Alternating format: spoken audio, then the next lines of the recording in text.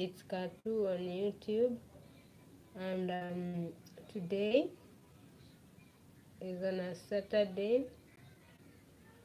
and we are going to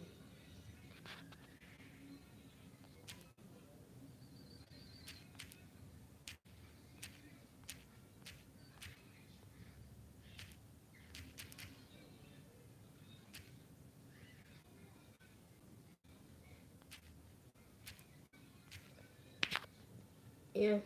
So guys,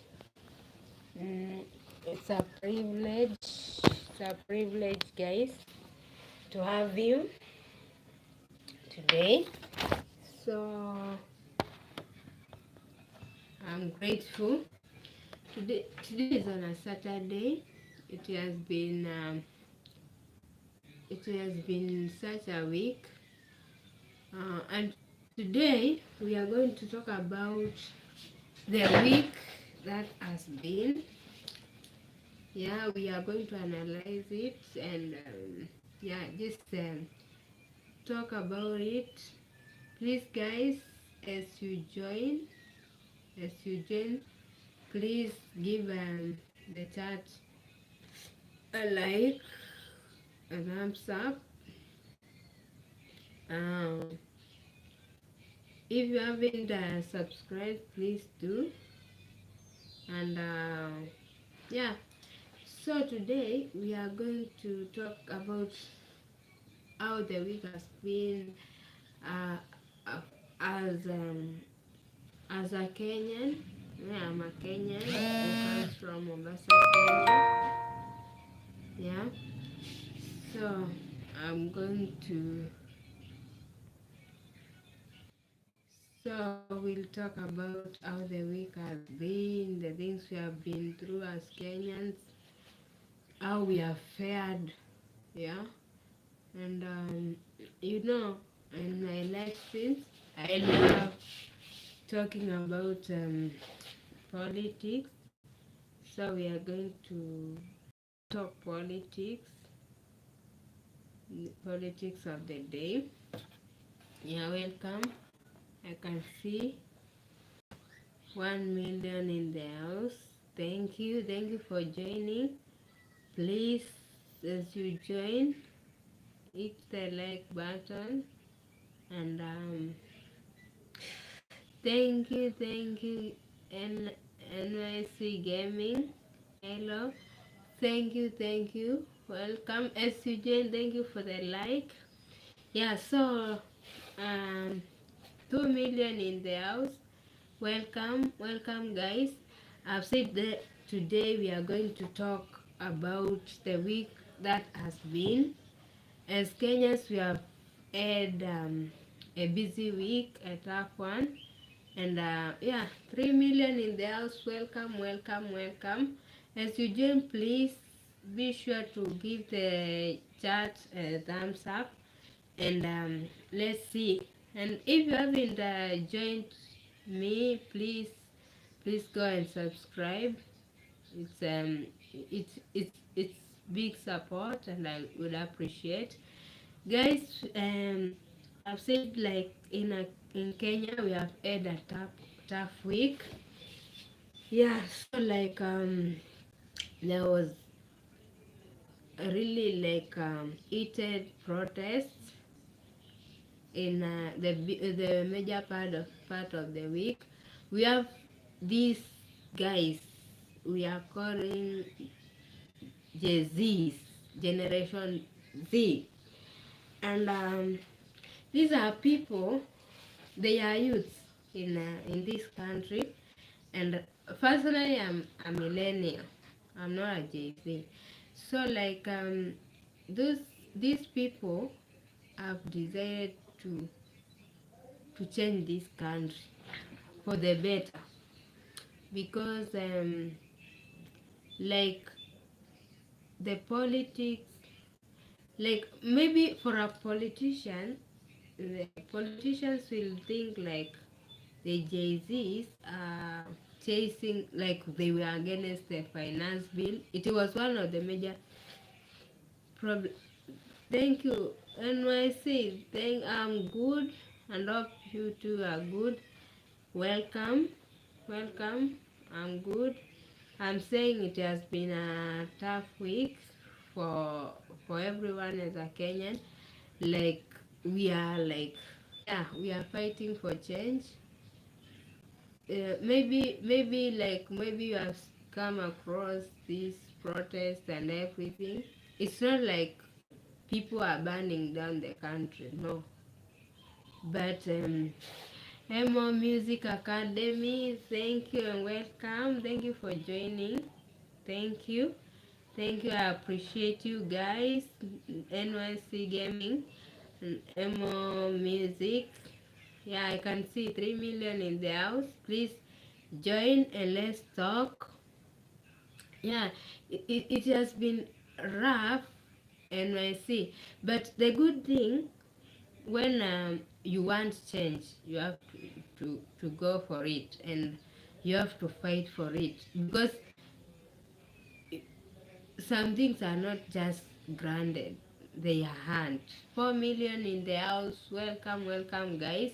We are going, guys, in our live streams we talk about history, and that's history for me. And yeah, you maybe you can't understand the feeling. It's a great feeling, seeing and witnessing history and being part of the history. And yeah, what I understand, maybe like when you see everything on the media, maybe you think like these people are burning down their country. Not, that's not the case. People were fighting the finance bill, which is one of the issues. It's not like even the issue, because if we talk about the finance bill, so many tasks had been were to be implemented in that thing, and it's like Kenyans are being drained. Everything is being taken away from them. Yeah, yeah. So like when you see it on the media, like people hype, others don't want to talk like the issues as they are, and yes, everybody like was like no to the finance bill. That was just one of the issues, but the one of the main issues here is corruption. Like these guys have really drained this country. Like for a person who knows how Kenyans operate, you really know Kenyans really work hard. Like it's no joke. So it just feels like yeah, most of the mainstream media, that's what they do.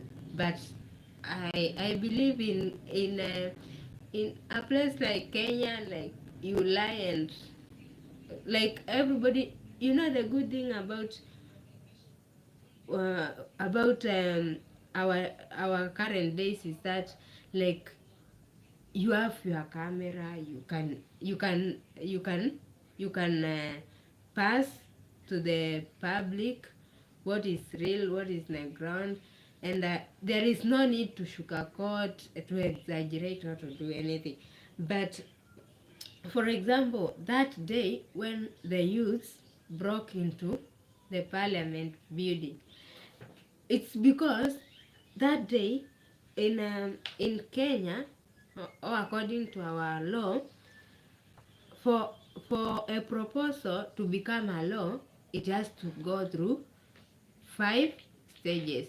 We have the first reading, where a bill is introduced to the national parliament. We have the second reading. In the second reading, there is the first reading. The bill is just introduced to the house, no debate, no nothing. We have the second reading, where like uh, the bill is just, it's not debated in detail, but it's it's read, and people are given like what, like an introduction to the bill. And then we have the third reading, where the bill is debated in in parliament, and if it's passed, then it goes to the fourth stage. So that day when you saw the youth breaking into parliament, it was in the fourth fourth stage, whereby it had gone through the third reading and it had been passed by a majority of the parliamentarians. So that day it was in the fourth reading, which is also called the committee stage. Welcome, 4 million in the house. Welcome, guys. As you join, please give the chat a like. And if you haven't subscribed to my channel, please do. I'll appreciate. So that day, the bill was in the fourth reading, which is also called referred to as the committee stage. In the committee stage, the bill is like it's discussed. 5 million in the house. Welcome, welcome, guys. When you join, please be sure to give the live stream a thumbs up and also drop a comment. So guys, in the fourth stage or the committee stage, the both the houses, because we have the parliament, the National Assembly, and we have the Senate. So in the committee stage, it's a combination. It's a of it's a combination of both. Like it's a combination of the parliamentarians and the senators. They come together and they debate the bill, awaiting the fifth stage, which is the stage that was to follow, like when the president was to assent or to put a signature, and it becomes a law. So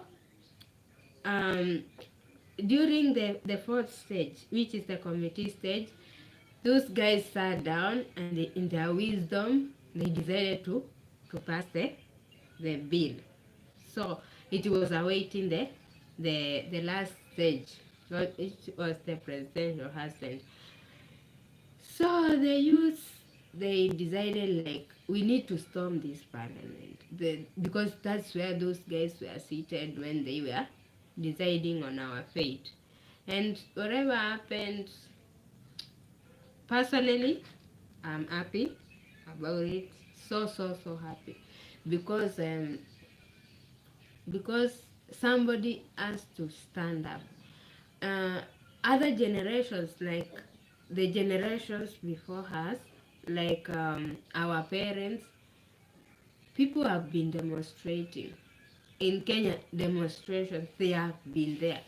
But the difference between then and now is that our parents could demonstrate, but they could get tired within like a week, because they have responsibilities. You can't like go to the streets every now and you have kids to take care of, you have bills to pay.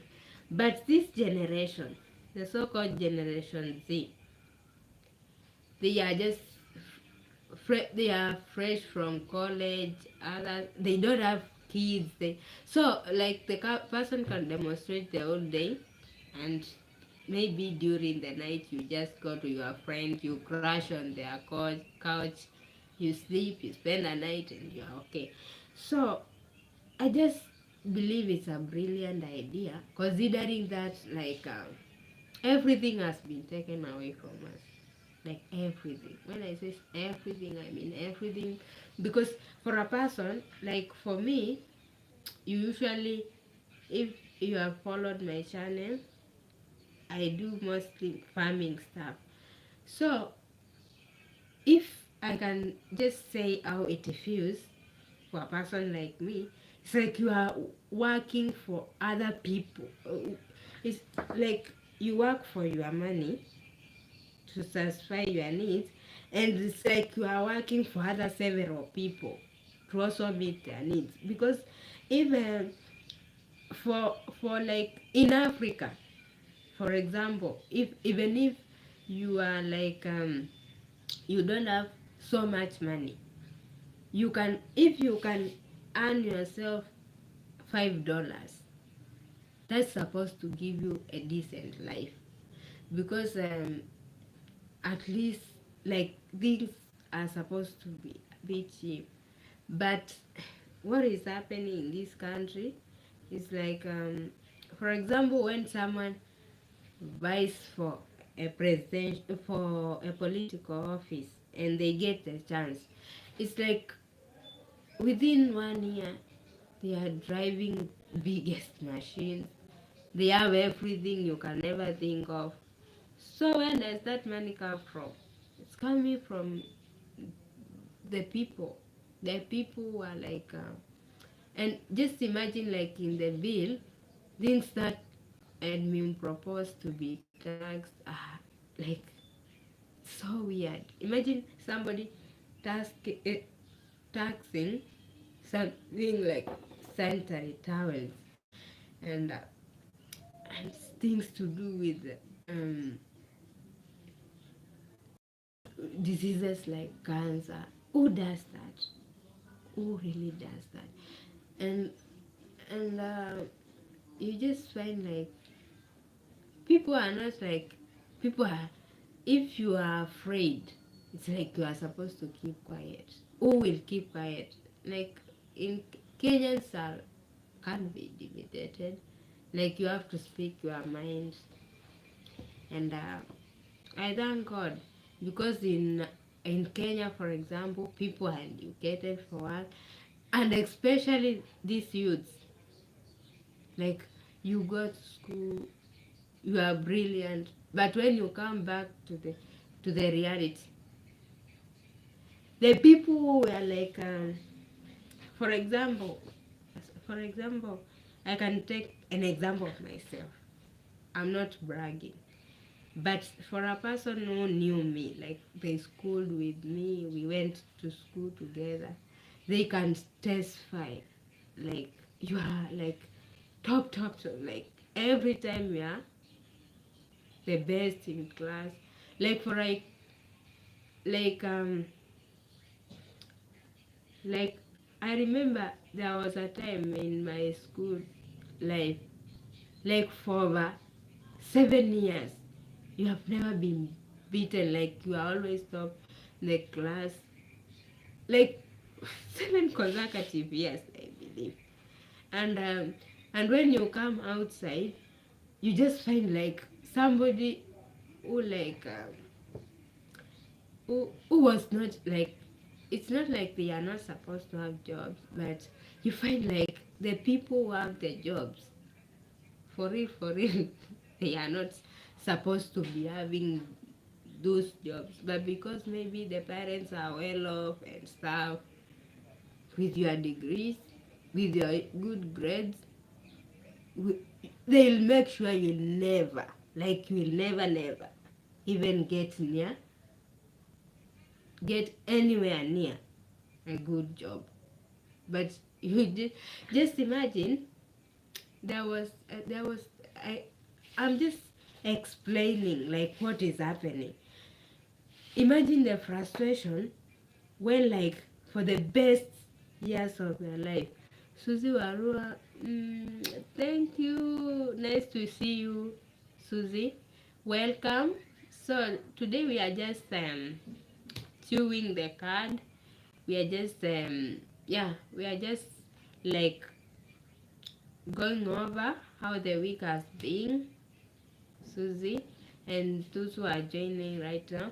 We're just going over what has been happening, like how the week has been. And I was just talking about the things that are frustrating Kenyans. And I was just taking like myself as an example.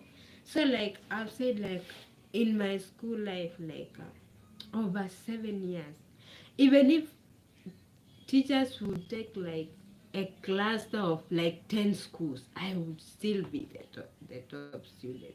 And then when you come outside, you find like somebody who scored something like a D or an E. They are just making it. Like, they can walk into offices and they get the jobs. And I believe like there is that generation that decided to intimidate people and to oppress people just to make sure like the cream of society will never like see the light of day. So like and if you see like this generation that are demonstrating, they feel like we have nothing to lose because if you go to a certain office, apart from giving out money just to get a service, you find that even the person serving you, they are nowhere like supposed to be in that office. But and for example, if there is an interview for a job in this country, you find that like by the time you go to the interview, the people have been chosen, like they have been chosen from home, like if you are connected. But this this shit, I believe it's going to end. So like if you hear someone saying, oh, the generation Z, they are they are mannerless, they are whatever, it's just somebody who has been benefiting from whatever has been happening. So they feel frustrated and they feel scared just to face the change. So according to me, I would love it to go all the way, like so that like this country will be like it's like we are like sanitizing everything, like you sanitize the everything, the old systems. Because if you go, you take an office for instance, may it be for like lands, you find corruption to the root. If you take the the the medical, like everywhere, so like it's frustrating. It's frustrating. And the good thing with the revolution is that the Protestant, they don't want to be attached to any political party. You know, the problem with political parties, the moment you attach, you are uprising with them, they'll just like gain, and Susie, let me give you a jacket. So, like, like if for example, if you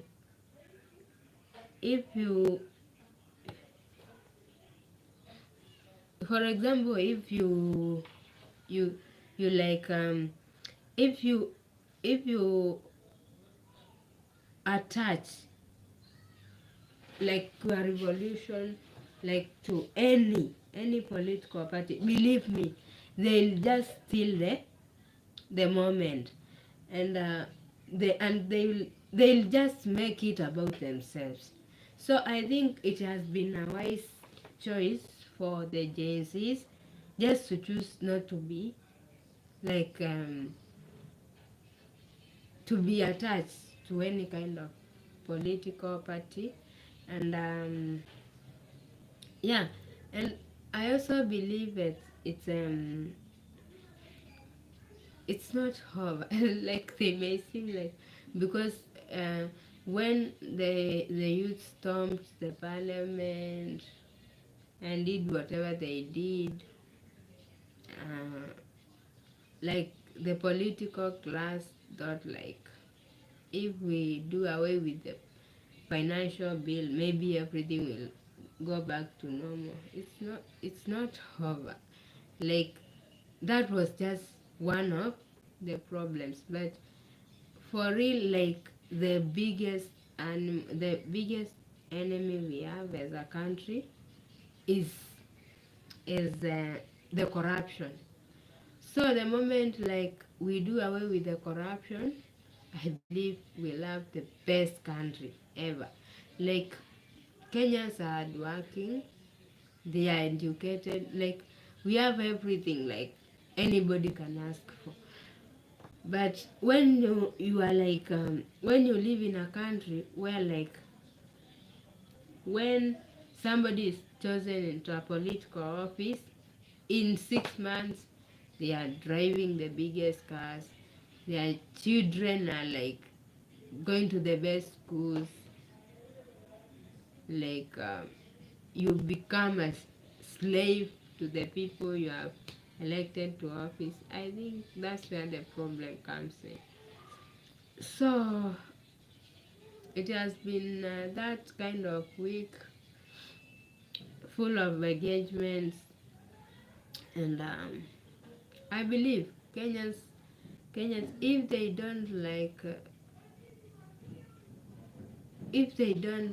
they keep like it just that line, they stick to that line.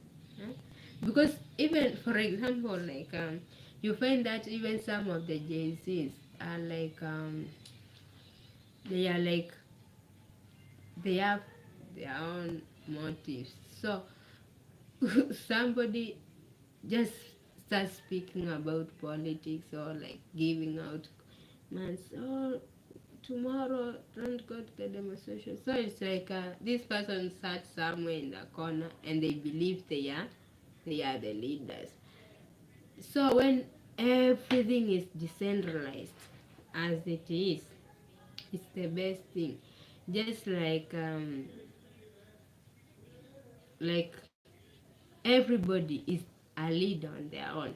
So like when you wake up and you say like I'm joining the protest, like it's like you are the boss to yourself. You know why you are going to the streets, what you are risking.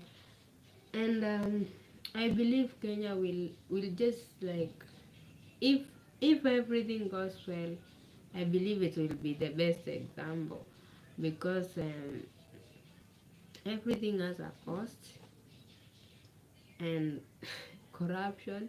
And the funny thing, like corruption, as bad as it is, if you talk about corruption, if you are a leader, you'll promise like for example, the government of the day, when they were getting to office, they promised state capture. Like so, when you see the frustration the youth are having, it's because somebody promised them, when I get into office, I promise you a state capture. I'll come up with the names of the people who have been looting public money and whatnot. So these guys have been waiting for that like for 2 years. But instead of bringing the people, the culprits into book, what has been happening is like, what? We are here. So like life has to go on. And it's just taxes. Imagine the funny thing. You have to pay taxes, to pay debts, for a person who is educated. Wow. Or even for common knowledge, we know that no country can run without tax. And nobody is saying no to the tax. The problem comes when you are told you are being taxed to pay debts, and the debts are not even brought to public knowledge. Like you don't even know how much you are owed. I believe if, for example, if somebody gives me $10, and if I go and tell my child like, so and so gave me is or $10, it's good for even my kid to know how much how much me as a parent I'm supposed to pay so and so. But if you are being taught by your parent, we have a debt, and they never disclose the debt. How are you supposed to know how much you are supposed to pay? So it's like somebody coming to tell you, I told you, so I have to pay so and so some money it's like some money, but it's never disclosed. So like the youths are like, why should you come tax, taxing me, asking for money, and you never even tell me how much I'm supposed to pay back? So like I guess it's like it's so much stuff. It's so much stuff like not if it's about the public debt, it's about how the public offices operate. So like according to me, like this this thing, like the whole system has to be sanitized. Like it's like when you are like doing what, when someone has problems with the kidney, and you have to like remove all the blood, you flush it out, you clean it. Yeah, that's what's supposed to be happening here. It's like we have to flush everything, and because if you take office by office in this country, you may be hearing like Ruto must go. He's just one man. Just visit like the immigration office, you meet another beast called corruption. If you go to the lands, to the Ministry of Lands, it's like a bedroom of corruption. If you go to the Ministry of Health, another bedroom. If you like, it's rotten. It's rotten. So like uh, I know like when people are out there, like, they are like Kenyans, we know them as peaceful people. Peace and respect, they are hand, they are not granted. Like you can't just be respected, it doesn't work that way, you have to earn it. So like Kenya is a peaceful country, even for people who are like visiting and everything, they can certain, and they can say for sure like nobody's like messing up. The problem here is corruption. That is what needs to be faced and being dealt with. And I believe like going forward, because it's not stopping, even if we had the U-turn of the finance bill, the president said I'm not signing, whether he's playing with the people's psychology, because according to the law, if like the president does such a thing, and the bill is not taken back to the parliament to be amended, it automatically becomes law in 21 days. I just think of this. The president comes out, says like I'm not signing this, and then he sends the national parliament to recess. What is that supposed to mean? He's just buying time to make sure like after the 21 days the bill will become a law. He's a smart man, just like another Kenyan. So as he's playing with our psychology, we know the law, we know everything, we know what our law says. So like as he's awaiting for the bill to become a law, if that will be the case, Kenyans are waiting to deal with the problems like it should be, because I just thank God, because our country is the best. People are educated. When you may be poor, like poor, you don't have anything. But when you are smart, man, that uh, that covers everything. Because when someone tricks you, like using the law, you already know how to tackle that. And I believe like in Kenya, like Kenya is a religious country. When things are going south, what you hear is pray for us, pray for this country. Prayers are good. Personally, I'm a believer. So like prayers are good, but I don't even think Jesus himself would love to see people just like praying and not doing anything. I believe he would want us to just go for what we want. And that's what Kenyans are doing. And that is what they have been doing like for the whole week. They are fighting. They are like going for what they believe in, which is a good thing. And me, I believe like people have lost lives, but when you go to war,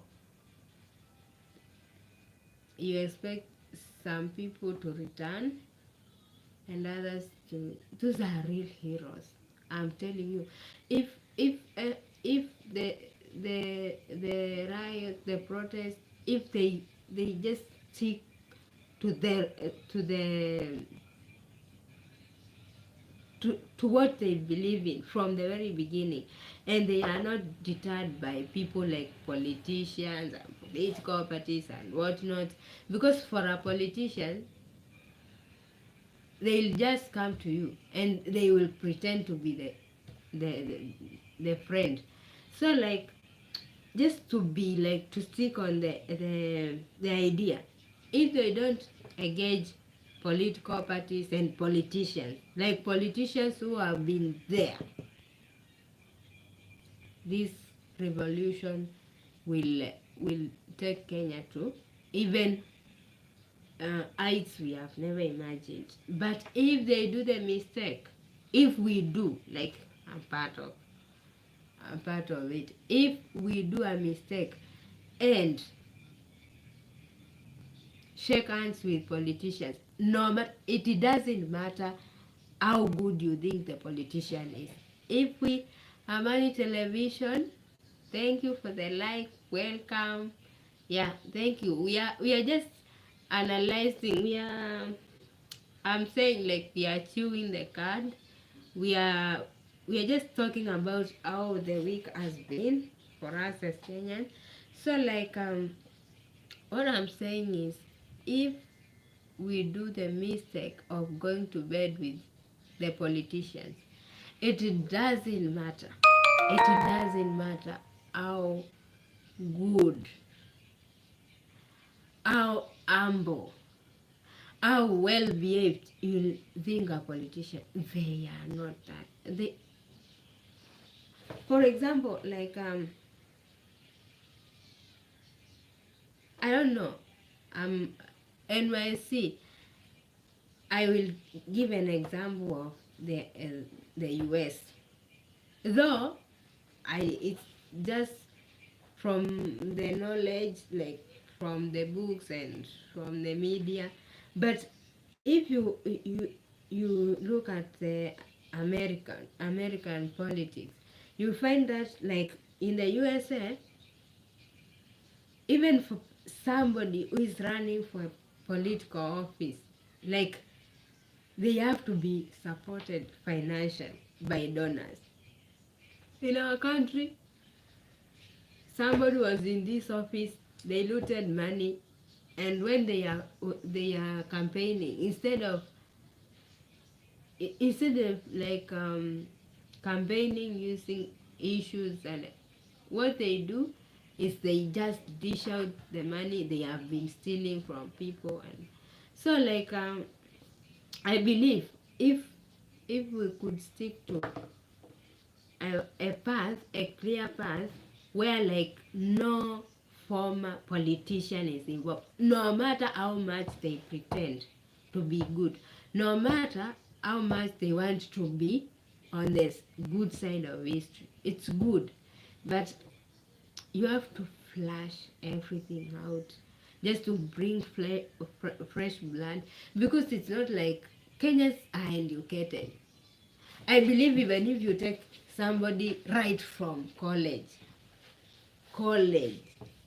like if they just like, they can be leaders in this country. So let nobody be like telling we are older, we are experienced in doing what? Experienced in making sure like you loot and you loot more and you become richer. So like if only Kenyans would stick to this path of doing away with the old people, like whoever has been into that August House, we call it a August House, or the parliament. If this generation sticks to the idea that we don't need a politician, we don't need any affiliation with any politician who has ever stepped his or her feet in the August House, I believe we can bring change. Because like, what do you need to learn about leading people? You just need to do the right thing. You don't need like, if even me, I believe like even a person with the basic education, like who can read stuff, understand, they can be a leader. Because like what you need to do is do the right thing. Be a leader. It's not about you don't need like 12, 10 degrees and for you to be a politician. But here people just need degrees and a mastery in corruption so that they may be leaders. But this will come to an end. I just love the way like I just love the way ideas are being raised from one to the next.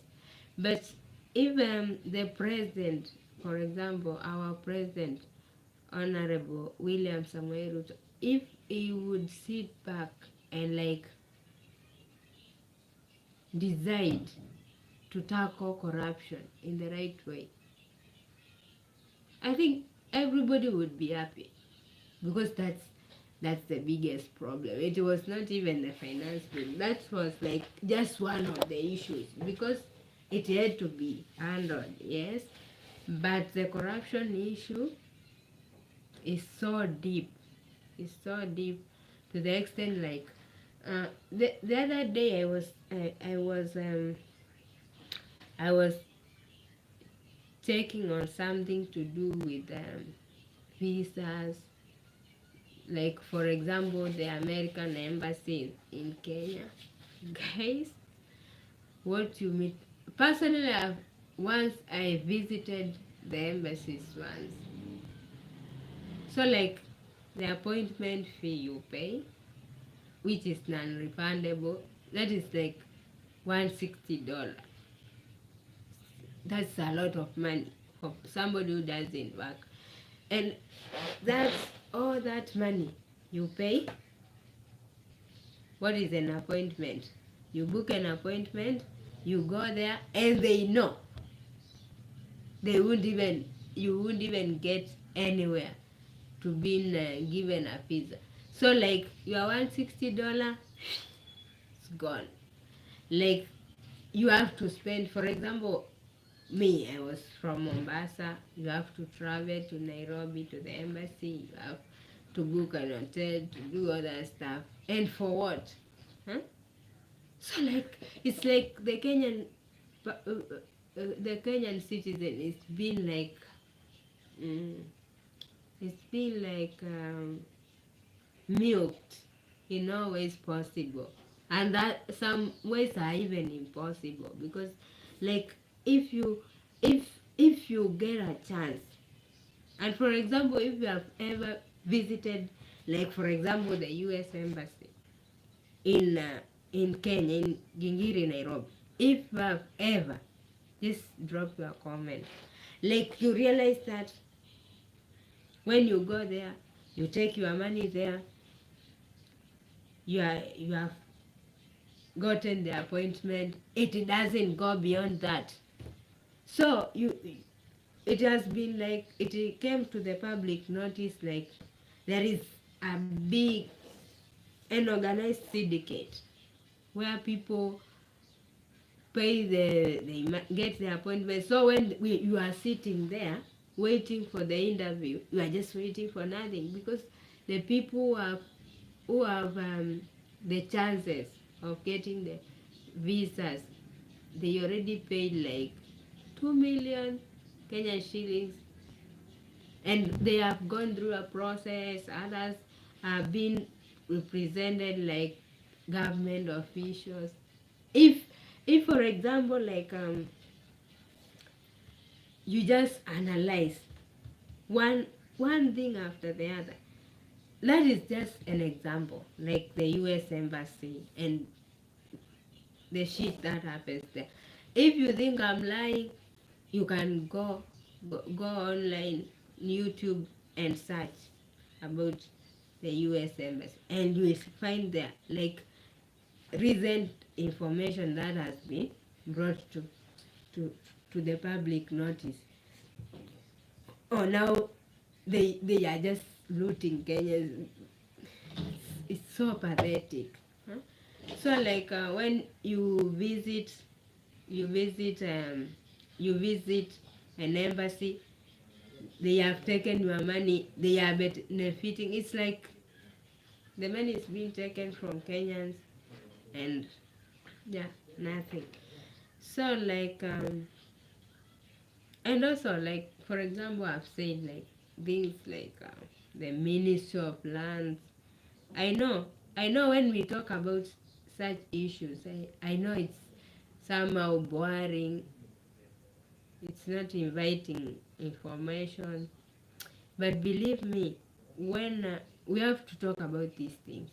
Me, in my live streams, I usually talk about history, African history, where we intend to learn from that history. And this one is history in the making. We have to discuss it, we have to talk about the issues and say, yeah, it's not like about those who are burning fires on the road. They are doing their thing, and they are becoming part of the change.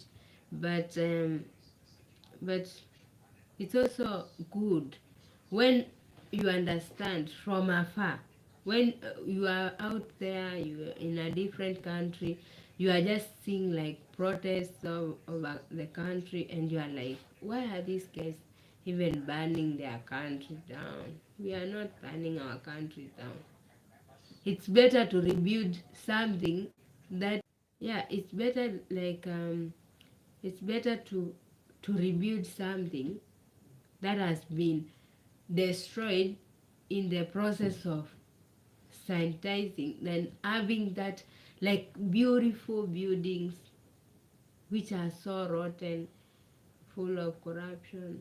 I don't think it's not even worth. It's not worth like having those beautiful buildings, beautiful people who are well fed, because they loot, and but when you analyze everything, if everything goes right, everybody will give accountability on. If it's your net worth, you have those several millions of dollars in your account, you have beautiful cars, you have the good, you explain how you got your wealth. And yeah, if you are smart enough to make those billions using the right means, then we'll clap for you. But if you didn't, you'll have to give it back.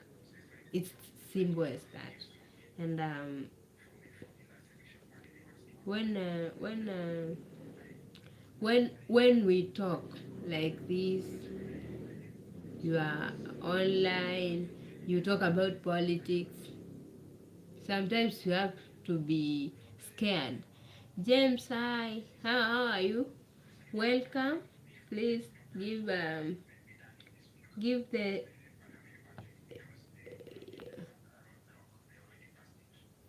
give the give give the chat a like, please, James, if you haven't. So guys, like these guys, they just need to be held accountable, because they have looted, they have this, the damage they have brought into this country. It's enough. It's enough. It's people, they are suffocating everyone, like and they don't even mind. Huh? So like you find like i- in this country, it's that place where you find like, if you have some you have a position, like you are the village chief, like you are an MC, a member of the county assembly, you have any political, you just feel like a small god, like, yeah, you treat people the way you want, you steal their money, and what can they do? But this movement, thank you, Lucy254, welcome, welcome, welcome, welcome, for, and thank you for the like. Yeah, yeah. So James, today we are just like I've said, we are just chewing card. We are talking about the week that has been, and I come from Kenya, Africa, and the whole of last week, that is the week that has been, we people have been protesting in the streets. Thank God, because yeah, that's how it's supposed to be. Yeah. So like Lucy, thank you. So like people have been protesting, like serious protesting, and the people who have been protesting are the Kenyan youths. Thank, thank you, Lucy254, for the love and for the hug. So James, like as we are saying, the protesters, they refer themselves to as Generation Z. This generation, we have the millennials. Millennials are people like me, like, yeah, but there are those people who are like yeah, thank you, James. So like maybe I know, if you are into media, you have seen the protest, and if you are from Kenya, James, you know Kenya is a great country. It's the best thing that has ever happened to all of us. So like Kenya, those Generation Z are demonstrating, and the previous demonstration have been capitalized on on um, on the financial bill 2020, 2024, 2025. And as I was saying to the viewers, it's like people may think like the financial bill is the problem. It was not the problem. Even when you hear like Ruto must go, still Ruto is not the capital problem.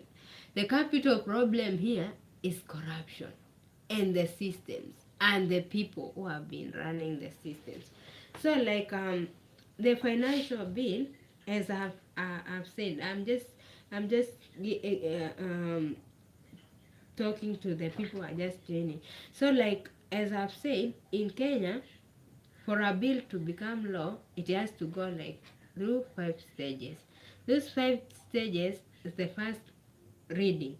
The first reading is when a bill is introduced to the parliament. Like that's what I was calling the August House. The August House is the parliament. Yeah. So first reading, the bill is introduced to the to the parliament. There is nothing like debating or anything. Then it goes to the second stage. In the second reading, the bill is just, they are just like they are given a nutshell of the contents of the bill, and it's given a rest. Then there comes the third reading. The third reading, the bill is debated in the August House, that is the parliament, and that after the the the third reading, if the bill is passed, gets a higher vote for a yes, it goes to the next stage. That is the fourth reading. So during the protest of last week, of this week, we are on Saturday anyway, it's still this week. So the protests that have been happening is because the bill was at the fourth stage, where the fourth stage is also called the committee stage. The committee stage, the bill is being is brought before the some members of the parliament and also of the senate. They sit together and they they they push it to the next stage, which is the fifth stage. The fifth stage is called the final stage, or the presidential assent, where the president signs signs the the bill into law. So when the bill is signed into law, it yeah, it takes effect from there. So that's why you saw the demonstration and the storming of the parliament, because that day the committee stage was having a uh, that they were discussing the bill, and it was at the fourth stage. So they had passed the bill. The moment they passed the bill is when hell broke loose. And yeah, the Jay-Z's, or the Generation Z, did what they had to do. And yeah, that's where you saw those heated protests. And after that stage, the bill was supposed now to go to the final stage, which was supposed to be the signing, or the presidential assent. So what happened is, when due to the uproar and everything, the president gave the bill a U-turn. Yeah, I can see someone has just highlight. But we have to talk about this. It doesn't matter. It doesn't matter whether we like it or not. We have to do it. We are not here to cheer evil and to make it look good. We are here to discuss the facts, and yeah, you, even the Bible says the truth will always set us free. So, and we are free, like we are free. So, like as I was saying, so the bill was awaiting the final stage. That was the stage. So the president gave it a U-turn, and yeah, and but the trick here is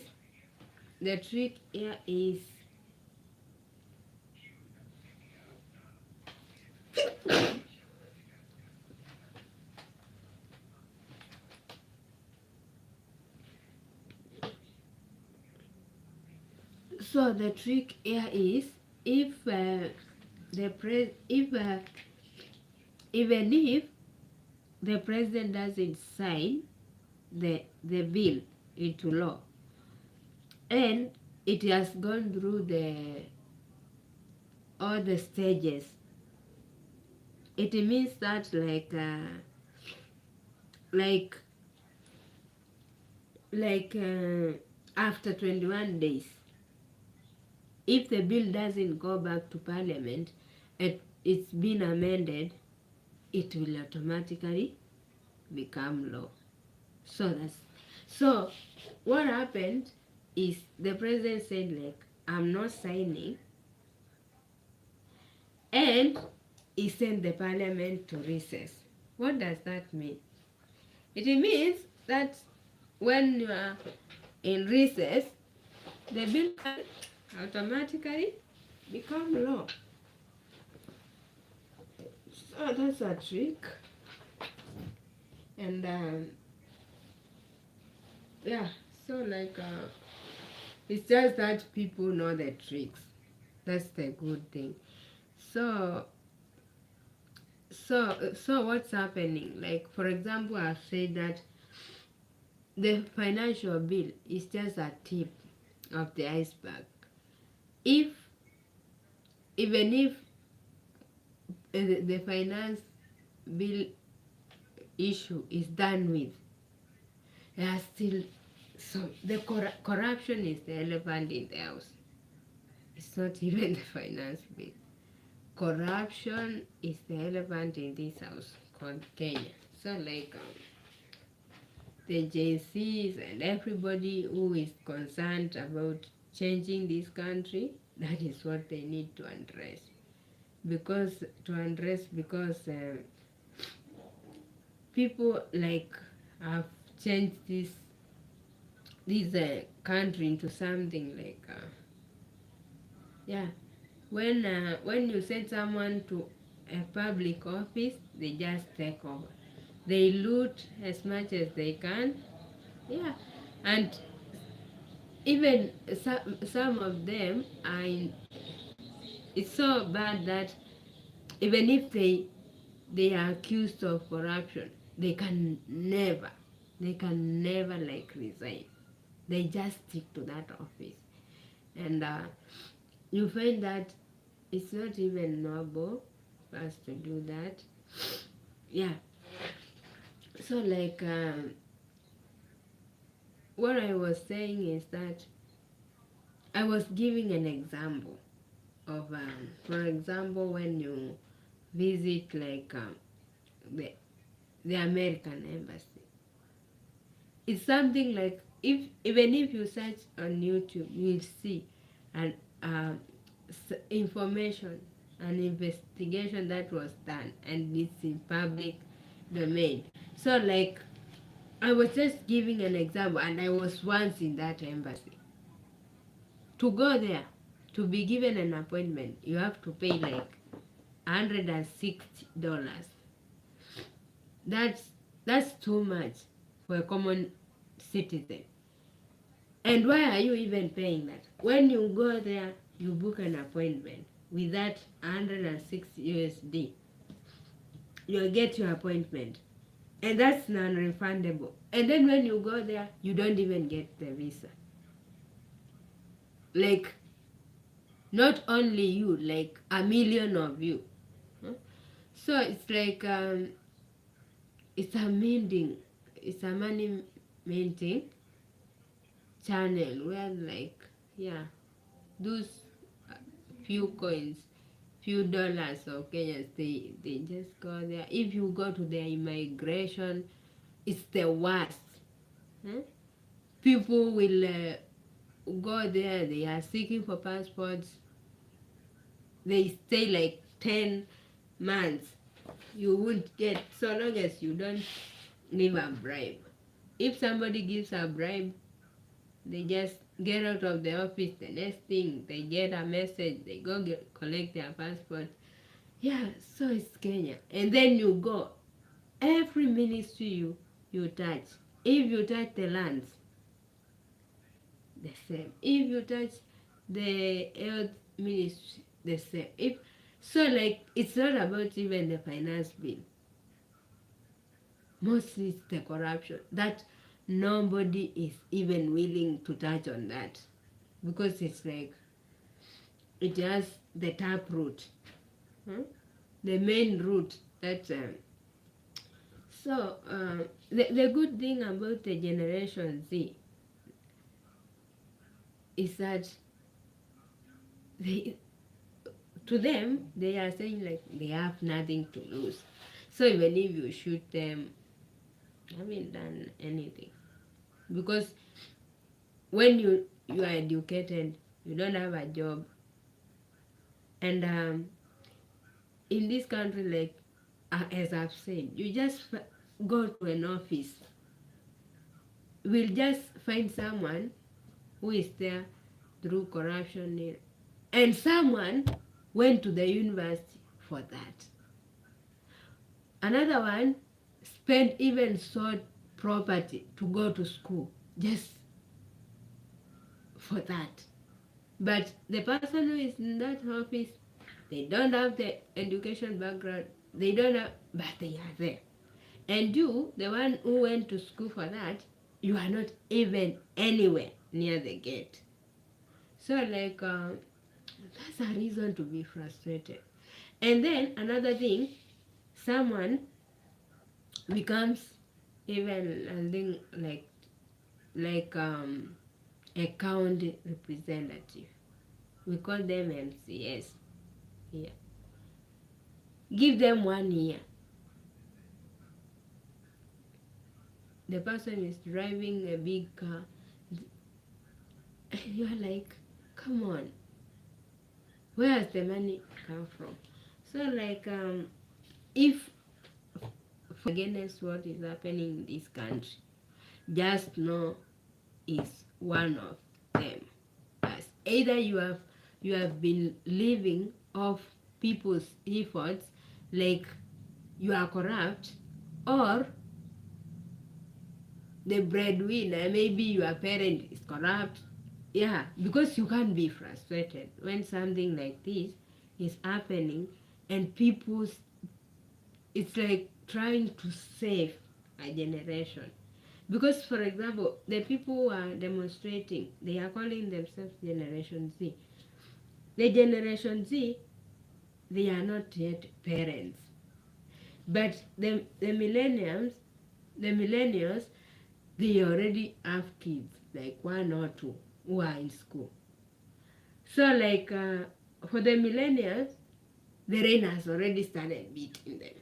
They can feel the pain of raising kids in a corrupt country. But these guys are smart. They have decided like we are not going to get in what our friends have been going through, and they have decided to to sanitize the country even before their time comes. So like I don't know. I always say when we discuss political issues, let no one think like we are expressing frustration or anything. It's through discussing issues, getting to know what is happening and what is it's through that when we are going to learn. Otherwise, we are going to stay in the dark. We are going to assume everything is okay, and it's not okay. It's not even anywhere being okay, because what is happening in this country is like even some schools,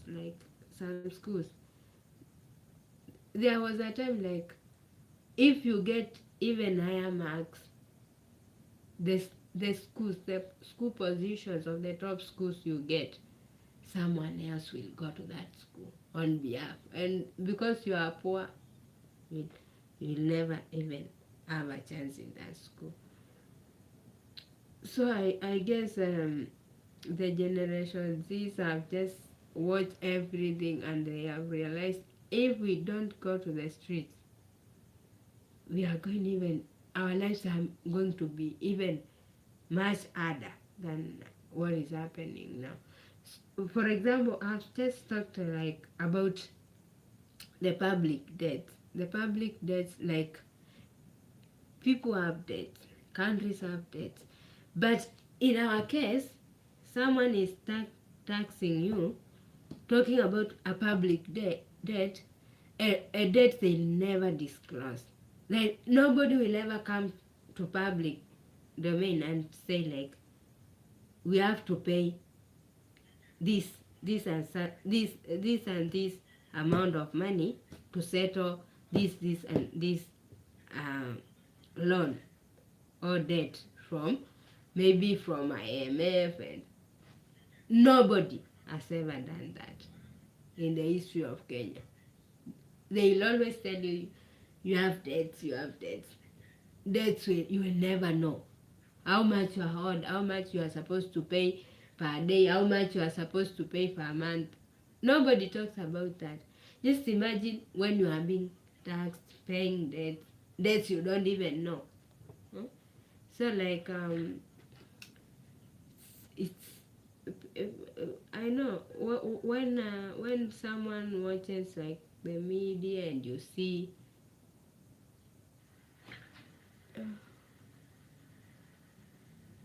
guys, please, as you join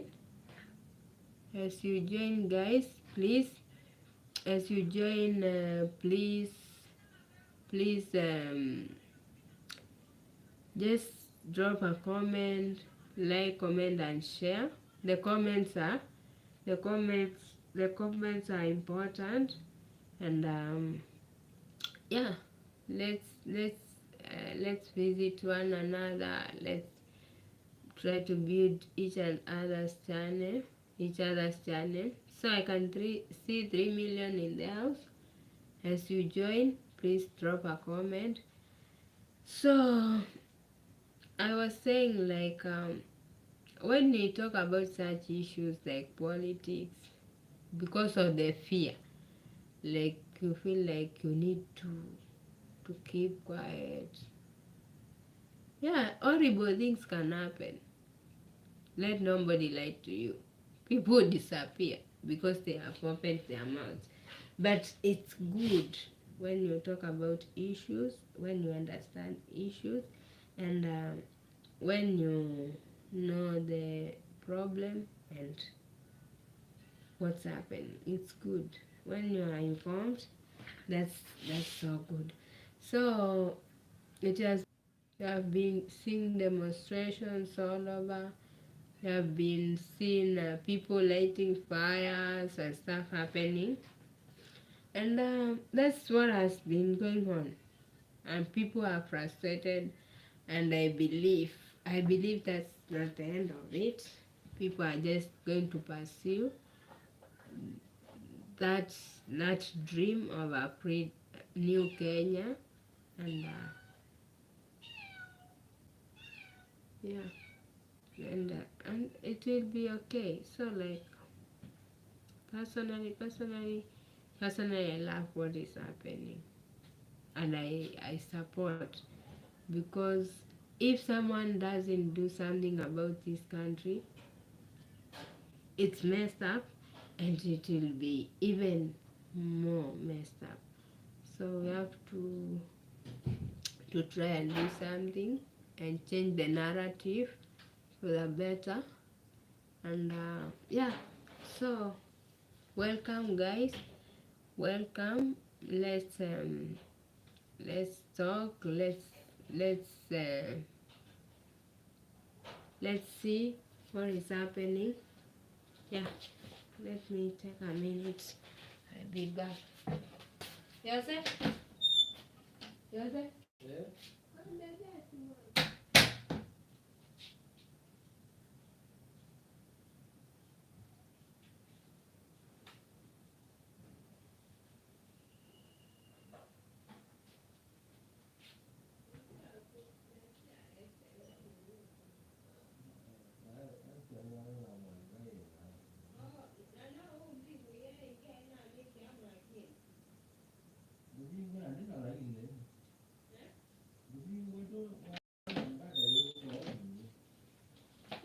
haina password. Oh. So guys, 3 million in the house. Yes.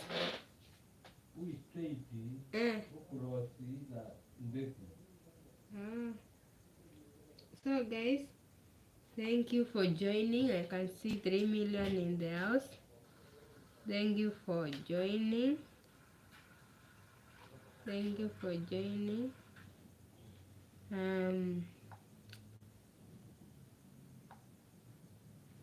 I've been.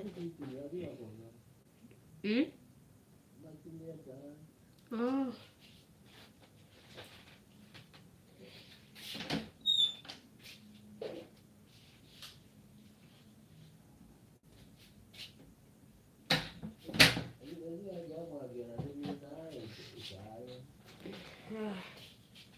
So guys, as I was saying, let's talk. Let's get into issues and yeah, just talk about generally what has been happening. Yeah, it's important. It's important just to understand issues. I was saying, and never assume anything in this life. Never assume the stuff that is happening, because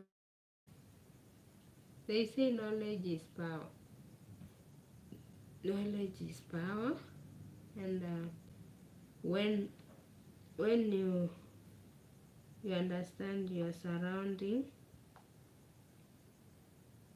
you become better. So guys, I think it's high time, like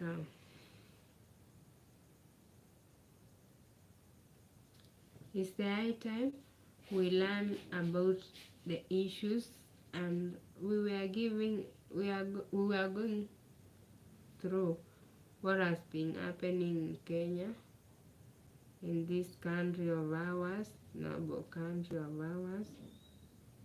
And yes, I've said a lot has happened, a lot has been happening, and which is unfortunate, because, for example,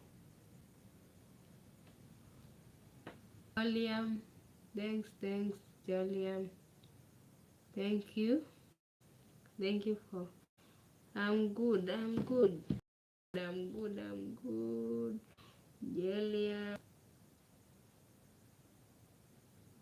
I'm good, Joliam. So as I was saying, like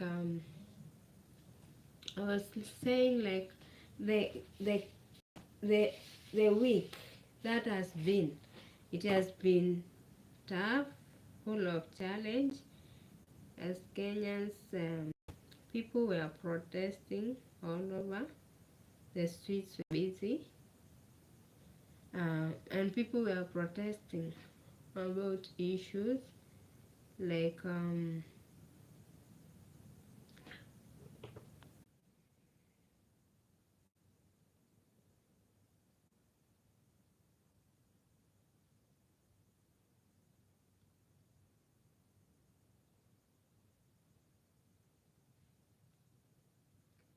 so guys, what has been happening is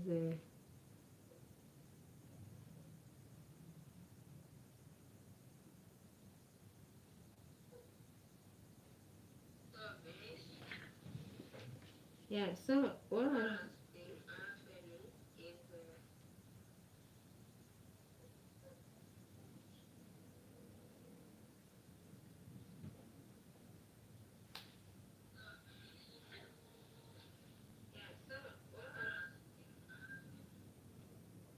so guys, as I was saying, what has been happening is that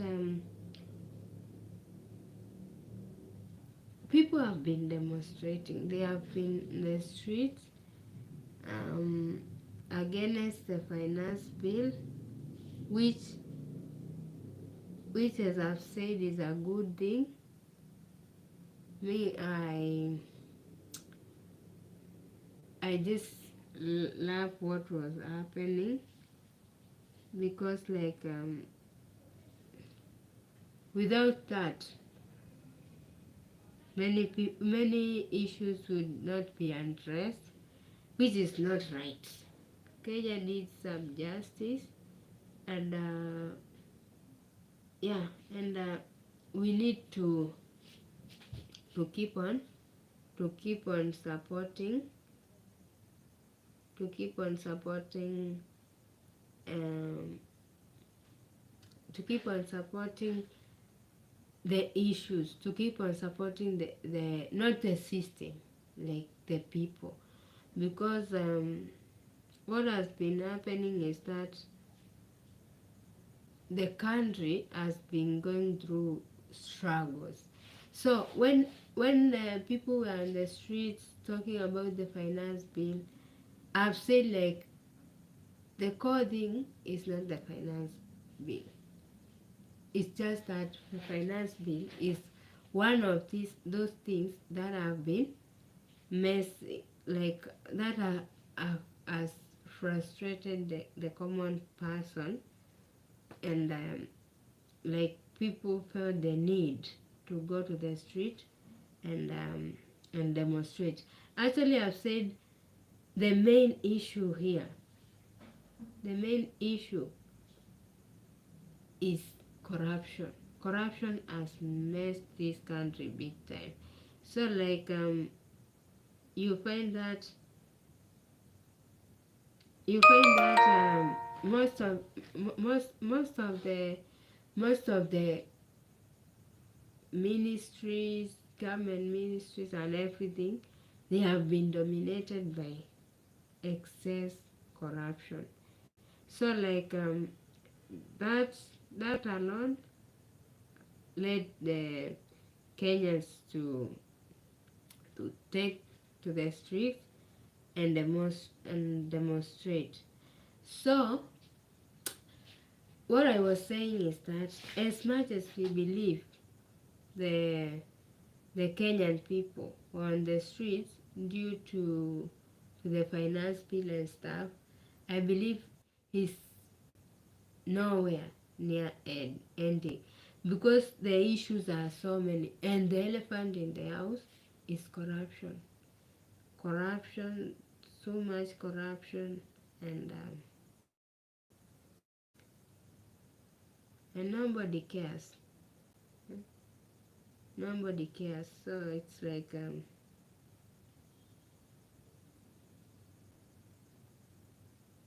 what is happening?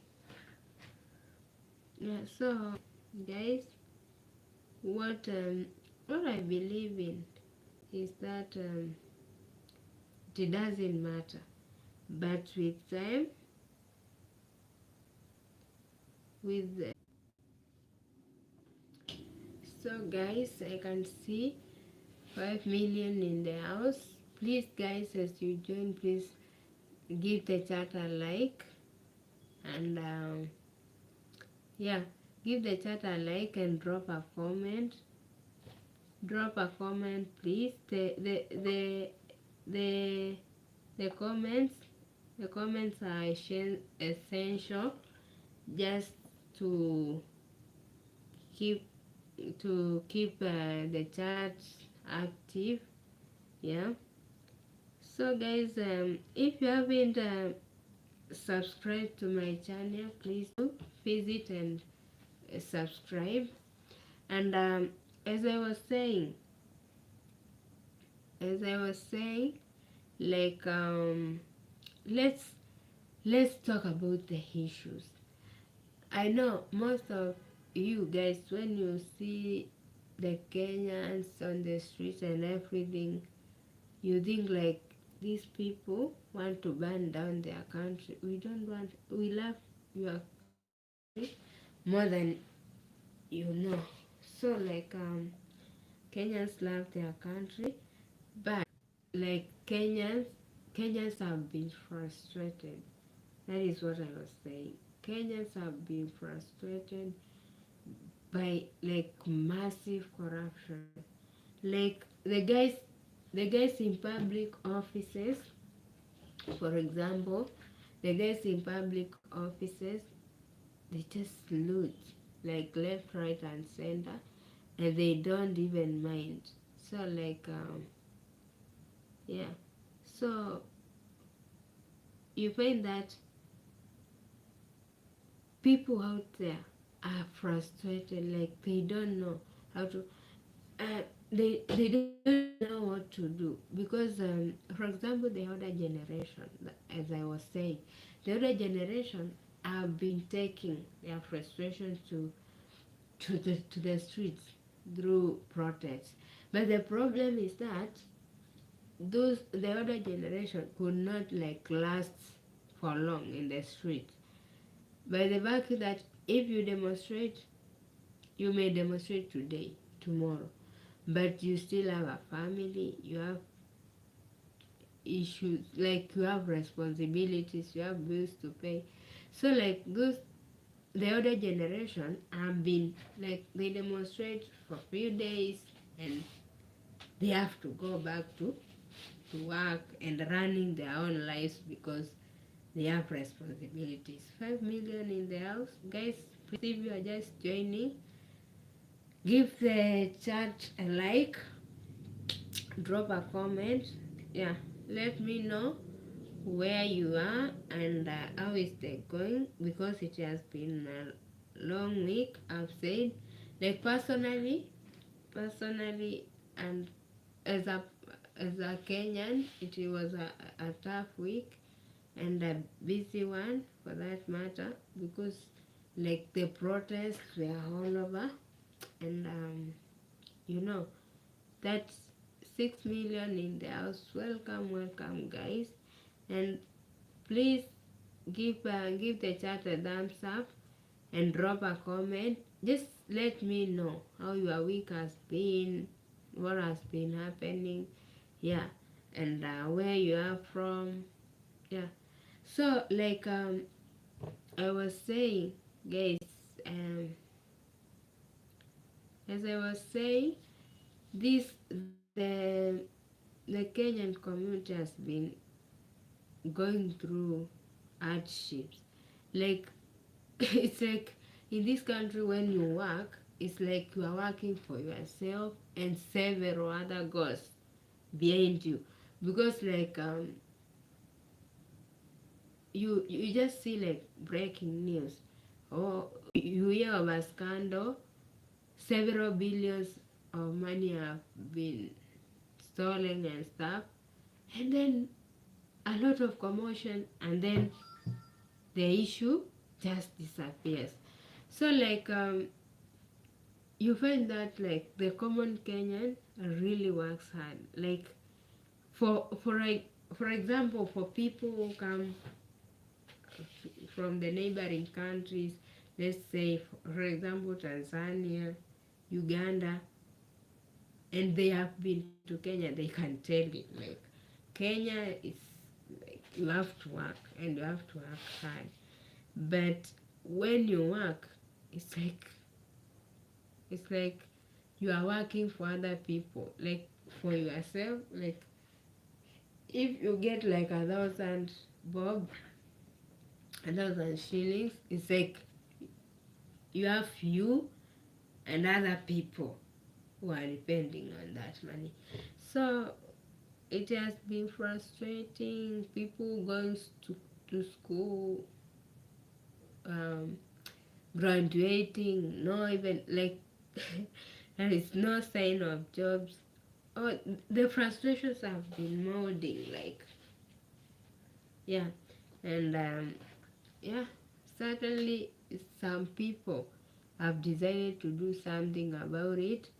They call themselves Generation Z, and they are doing a great job because so as I was saying, it's not me saying this, but the truth is, for the Generation Z, like Like it has been like you go to the university,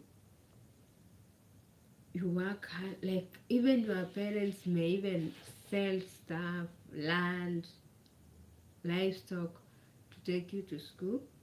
You go to school, you get your papers, and what happens? No job for you. But imagine like you find like if you have a degree, someone has a diploma in the same, you'll find them in the office because they'll ask for lesser money, the one with a degree. And it's so guys, um, when I school, the more papers you get, the more frustrated you become. Because you go to an office, you find like the person who is serving you maybe is supposed to be the one making coffee in that office. But if you have your papers, they won't allow you anywhere near the office because maybe uh, you'll dominate the office and stuff. It's a mentality people have. So like that's the Kenya we live in. Whether we like it or not, this is a place where you will be frustrated for what you have worked so hard to get. And the good thing, this generation, I have decided to fix that no matter what. That's an achievement by itself. So someone will tell you the finance bill. Yes, it was the finance bill. It brought it was like that spark. Huh? That that spark that everyone was waiting for. So yes, the finance bill sparked the anger and people went into the streets. But still, I've said the elephant in the house is corruption. Because this country, the corruption is in another level. People will get into office today, and the next thing,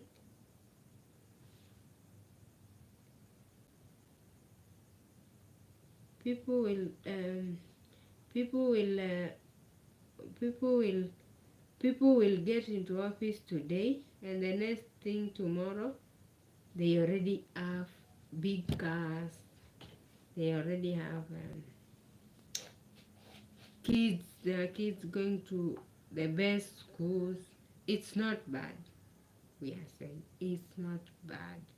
It's not bad to to to drive a big car, but if it's has someone expense, it can never happen. It's not supposed to happen. So like it's I think Kenyans are just waking up. They have always been awake, but it's just that the time for standing up for themselves was not yet here. But now, um, but now Kenya is awake, fully awake, and people know their rights, and they are going for it. Yeah. So maybe even if you are watching this, if you may drop a comment and maybe tell me or us what you think about what has been happening in Kenya, and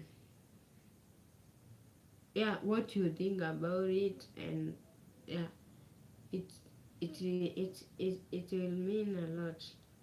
Please guys, if you have any thoughts, like what you think about what has been happening, and when you see like when you see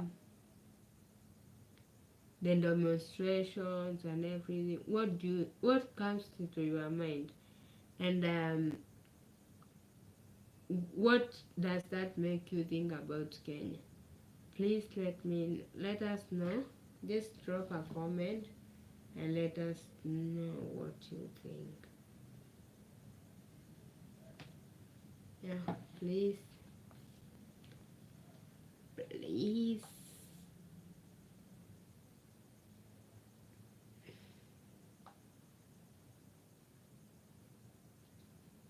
Please guys, even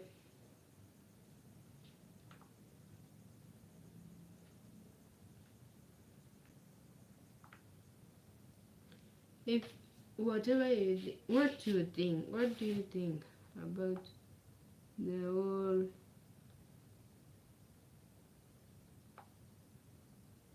what do you think about the whole issue of demonstration in Kenya, and what comes into your mind when you see Kenyans demonstrating? What comes into your mind? Please let us know.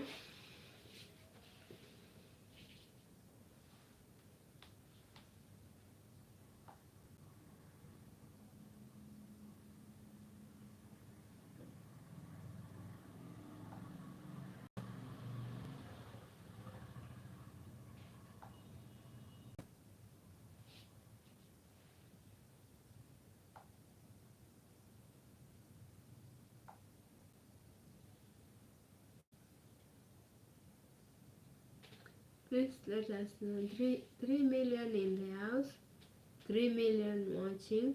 Guys, please, as you join, please give the chat a like. As you join, give the chat a like, and yeah.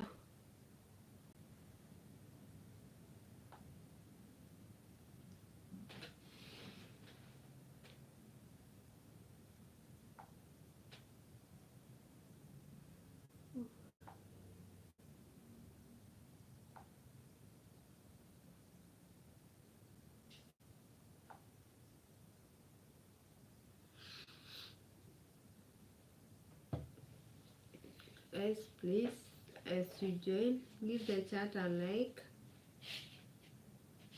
Give the chat a like, and drop a comment.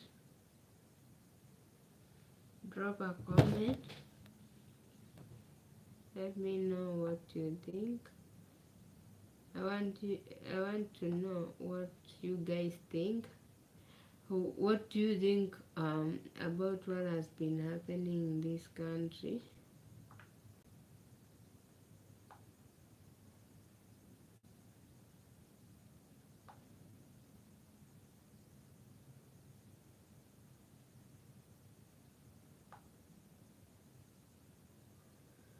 So guys, let's see what you think. Please just drop a comment and tell me what you think, what comes across your mind when you see Kenyans in the streets demonstrating. Yeah.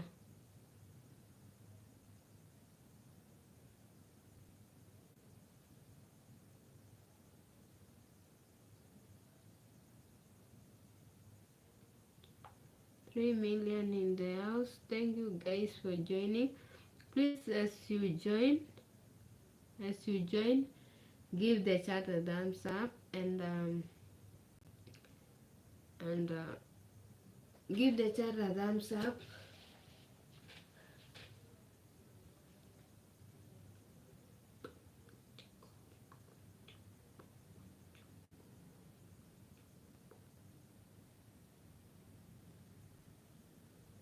Yeah, imagine as for somebody must take responsibility for what is happening in our country, and I just love what is happening, because like it's not like export. It's not like our parents. They have not been responsible, because they have been fighting for justice. They have been going to the streets.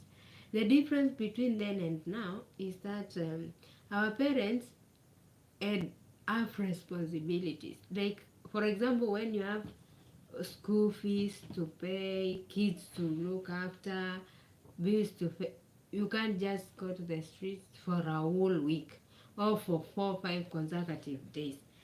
But the good thing, this young generation of Kenyans, they have taken it upon themselves to ratify what has been messed up, and they have decided, like, because we have gone to school, we are educated, nobody is giving us jobs, and even the things, in Kenya, most people love business and self-employment. Like, it's almost in the blood of everyone. So, like, you find that even the things you get in as a person, and you may say, like, I'm educated, yes, I'm frustrated by the job market, so what do? Make myself useful. By making yourself useful, you employ yourself. Maybe you start a small business. It's serious to the extent that some people even start businesses with as little as $5.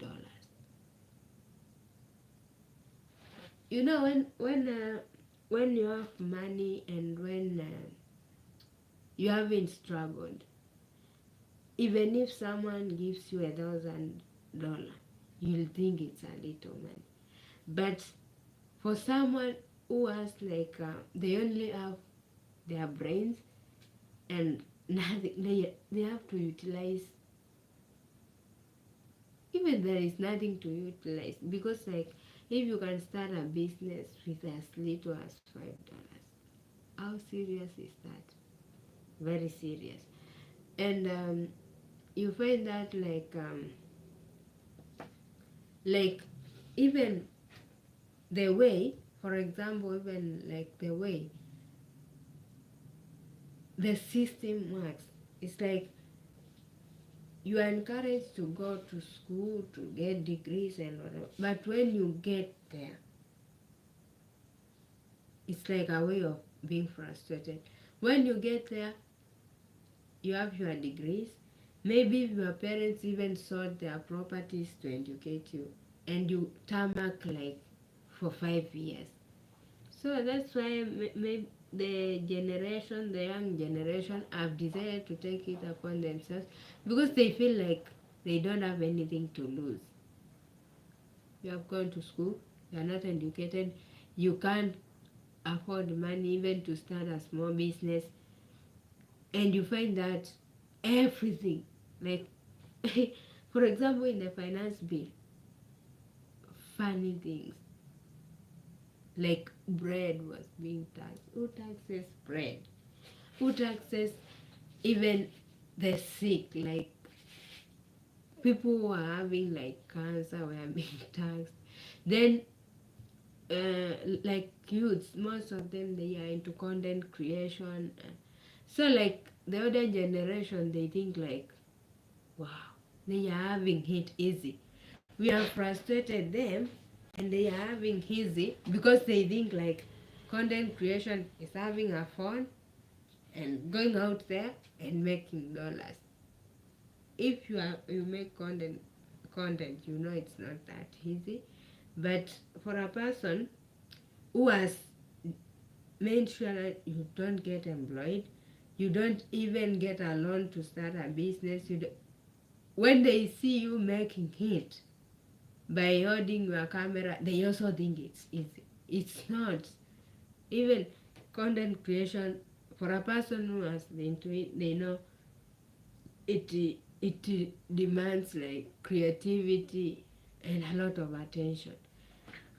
But in this finance bill, that's where they think people are having it easy, and everything. So, like, it's just becoming, like, unbearable, because when you think of something, you come up with an idea just to make yourself busy and to earn something, someone is watching and they are like, wow, these content creators are just going around with cameras, they are making a lot of money.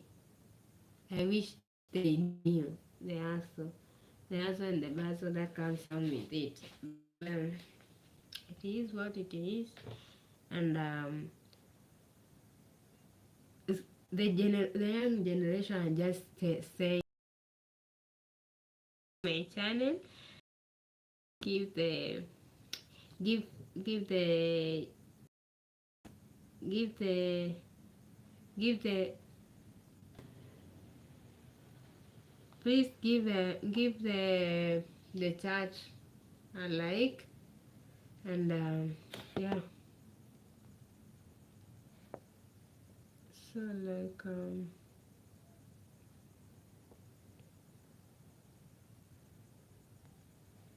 so guys, you find that like in Kenya, the system is, people will, most of the people, according to what has been going around, they think like it's about the finance bill. The finance bill was just a tip of the iceberg. People are frustrated, and the elephant in the house, I've said, is corruption. The corruption is something else. The corruption in this country is over the moon, because you find that like I've given examples. Like recently there was that that that information that was brought into the public knowledge about how the US embassy, no offense, no hard feelings, how the US embassy in Nairobi works. So like you find that, for example, me personally, uh, I once went there seeking a visa. So like when you want a visa there, you pay appointment, you book an appointment, that is 160 USD. That's a lot for a common Kenya. So after you pay the 160 USD, you book yourself an appointment. But it's so funny, like when you go through those several gates, you find like at least 800 people there. But these guys, they know for a fact, not even 10 people will be granted there. So if you know, like you won't grant a visa, for example, because not everybody is supposed to be granted, but at least if you know like 80% won't even get a chance, why don't you just like tell them, send some certain questions online, you check out maybe how they are fared, and then you say sorry, you won't even get a chance. But if everybody pays 160 USD and you know 80% won't even get a chance, what's the point of doing that?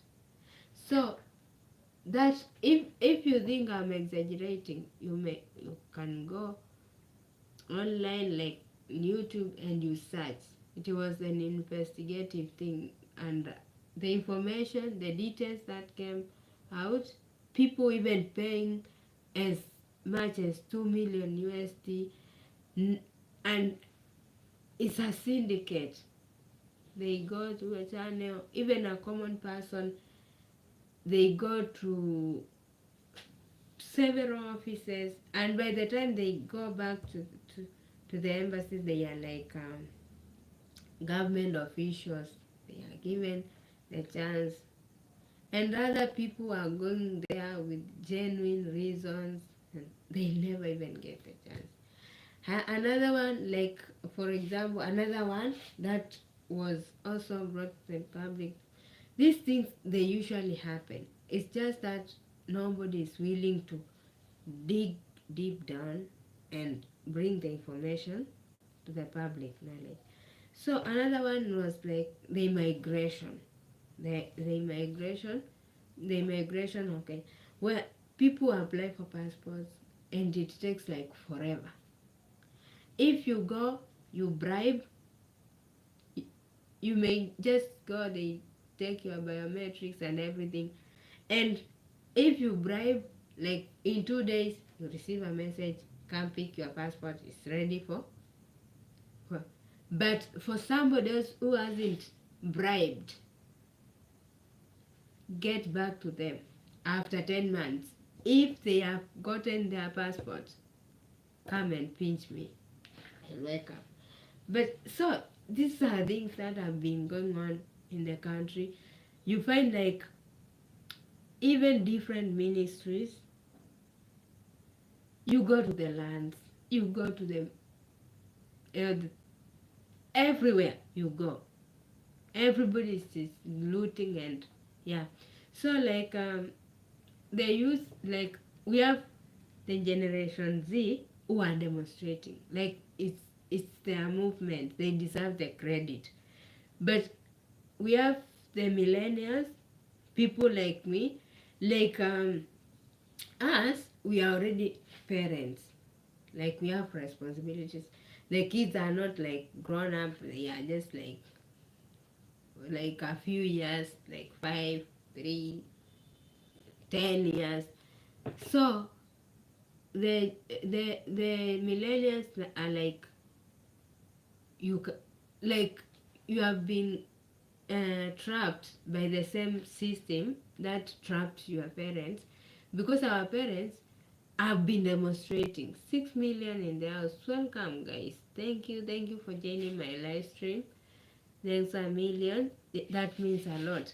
So you find that like the millennials who are my my age mates, and we are parents already, like we have kids who are like some few years on, and they are already like in school. So you find those have been trapped by the same system that entrapped our parents, because our parents have tried demonstrating and everything, but they couldn't, because when you have responsibilities, you have bills to pay, you have school fees, you have everything. You can't demonstrate like for 3, 4 consecutive days, because you have to be productive. But this generation Z, they feel like they have nothing to lose. They can demonstrate all day and go to a friend's coach, crash, crash, crash, crash their sleep. It's tomorrow, and they wake up. Yeah, but and we thank God, because it's like a miracle. Me, I can say it's a miracle, because God has ways of solving people's problems. Imagine what came into those youth minds just to start a movement before it's too late. Because if they had delayed like for a little while, they would get to where the millennials are. Where the millennials are like, they are having responsibilities, they have kids to raise, and you can't go around rioting much if your kids are not fed, if your bills are not paid.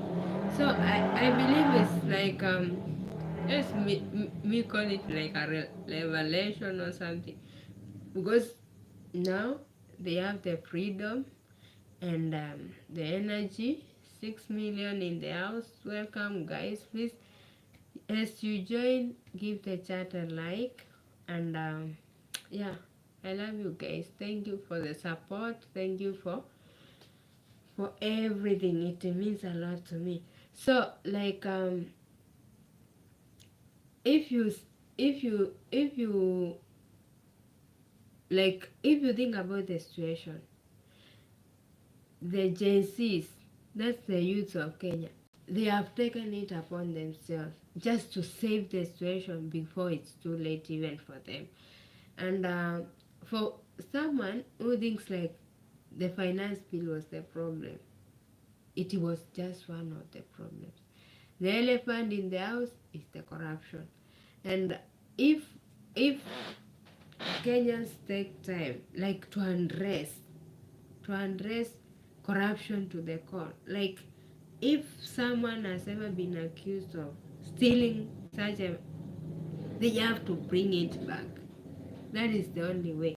Otherwise, people will just think it's like a joke.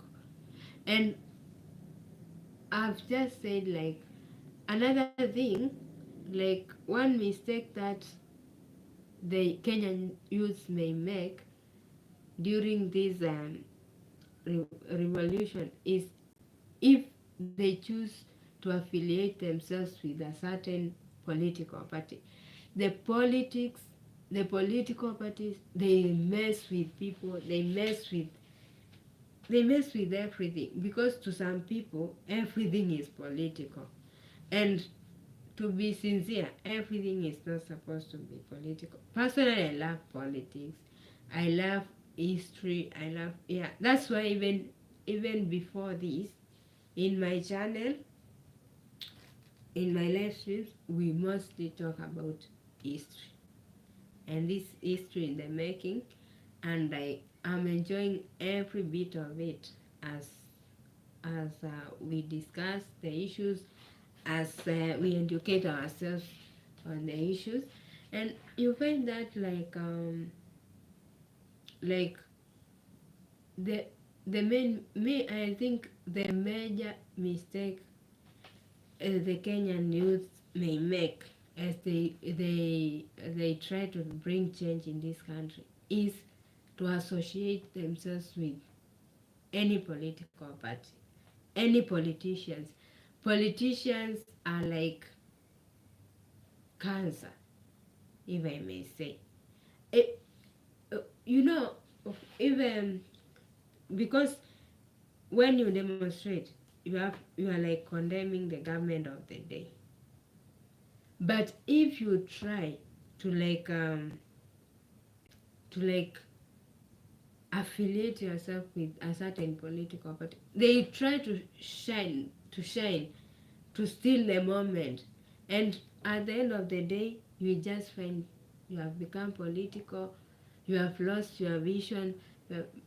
But if they stick to the vision and don't and they don't associate themselves with any political party, surely and truthfully, the mission will be achieved. Kenya will be free again.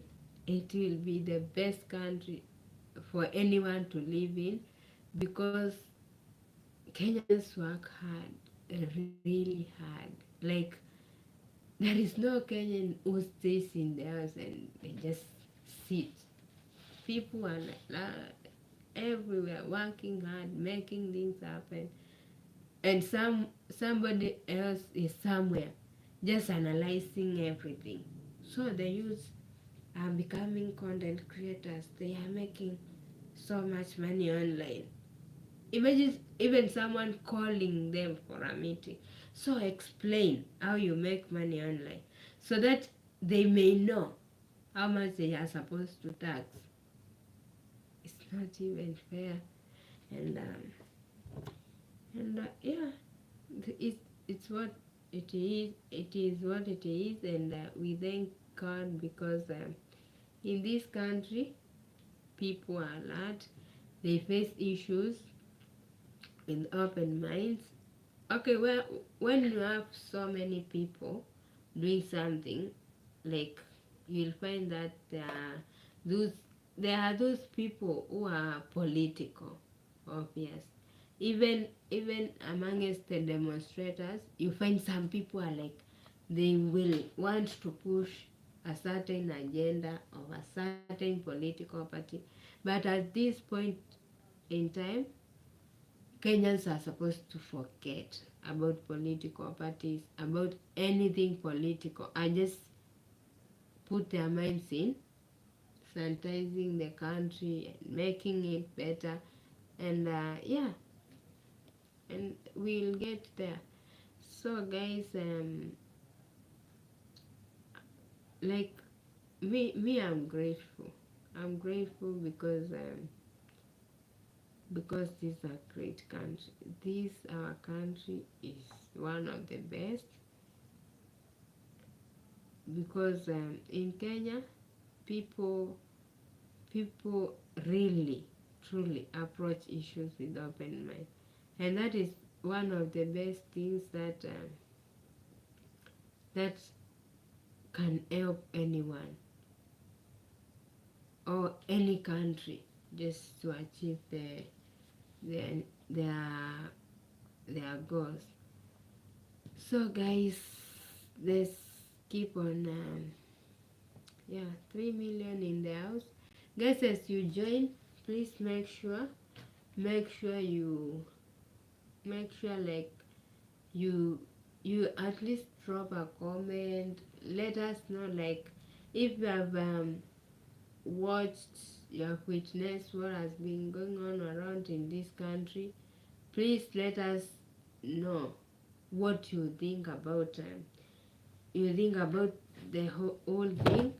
Like for for Esphon, he has said someone must take responsibility, and for sure somebody must be held into account, because because and accountability, most of the time, even our parents, like way back, it was like they think everything is supposed to be fixed by the president. The president is only one person, and and we are 54 million of us. So if this generation consider, like, if it's the ministry, is a certain ministry, the person who is supposed to give accountability for that ministry is the boss of that ministry, and everyone below him. If someone has been gaining through other ways in that ministry, they are supposed to pay. Otherwise, if we think the only person who is supposed to be accountable is the president, we are going nowhere. But when you go to each and every person, like a report was given, you stole 10 billion, where are those billions? It will change everything, and people will be accountable, because sometimes you just find, like, this ministry is corrupt, but people think you have to go. You can't, for example, go to the, as much as you can go and ask the president about some money that was supposed to buy medicine in the Ministry of Health. As much as it concerns the president, you are supposed to go to the ministry. Who is the head of this ministry? Start from there. You will find even a pharmacist who is, if you start there, you will end up finding that there is a pharmacist who works in a public pharmacy shop, and has been stealing medicine, selling them at a lower price. Just, yeah. But if you go to the president, everything, it's not about the president always. It's about the bosses and their subordinates and whatever goes on in every branch. And I believe Kenyans are smart. At this point, we would like for example, the president and the MPs were handled with, like, today the bill is on the fourth stage, the committee stage. The people concerned are the parliamentarians. They are holding their sitting in the parliament house. So those people are smart. They went for the culprits. They were in parliament, they stormed the parliament. So that's how it's supposed to be. You go for the person who is messing you up. Don't just look left, right, and center. Don't say like, for example, a father and son. If a son steals a goat from you, you have the right to go to report to the father. But if you meet the son along the way, just make sure they return your goat, because the son is guilty, not the dad. I'm not saying the president is not guilty. I'm just saying it's the high time like we start going to the very person who is supposed to be responsible. Like, for example, if the minister is irresponsible, if the ministry is failing, it's full of corruption, first we go to that minister and they have to give account.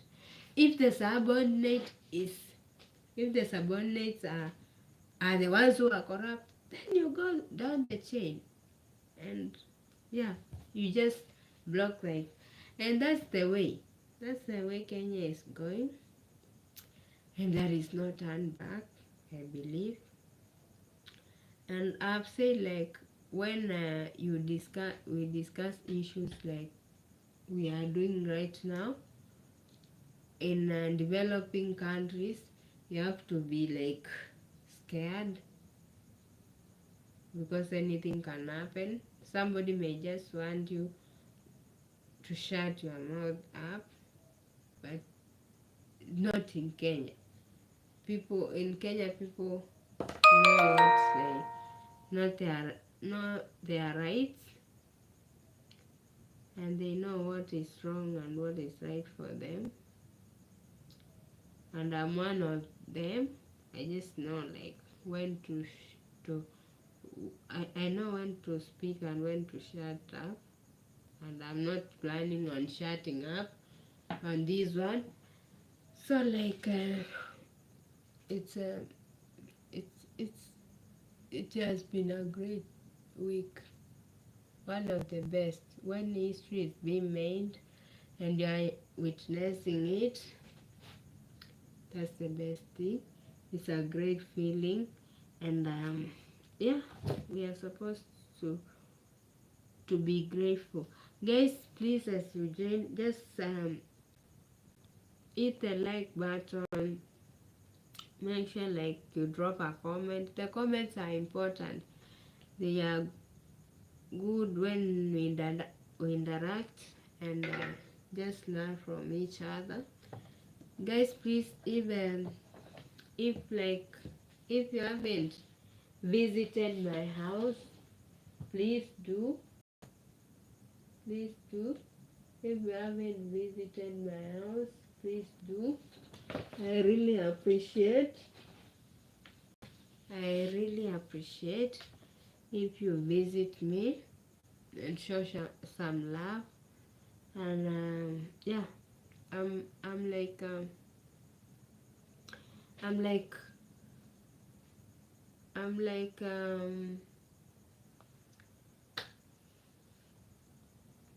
still I think like we are slowing down, because I'm still under 300. Please guys, if you may, please, if you visit, please please join my channel, subscribe if you haven't, and show some love, guys. Good, we are building this channel to something, and let's, I hope we'll be part of the journey. Yeah, so guys, let's I don't know why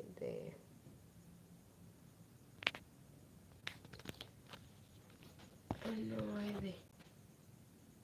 the phone is like, it's not even updating.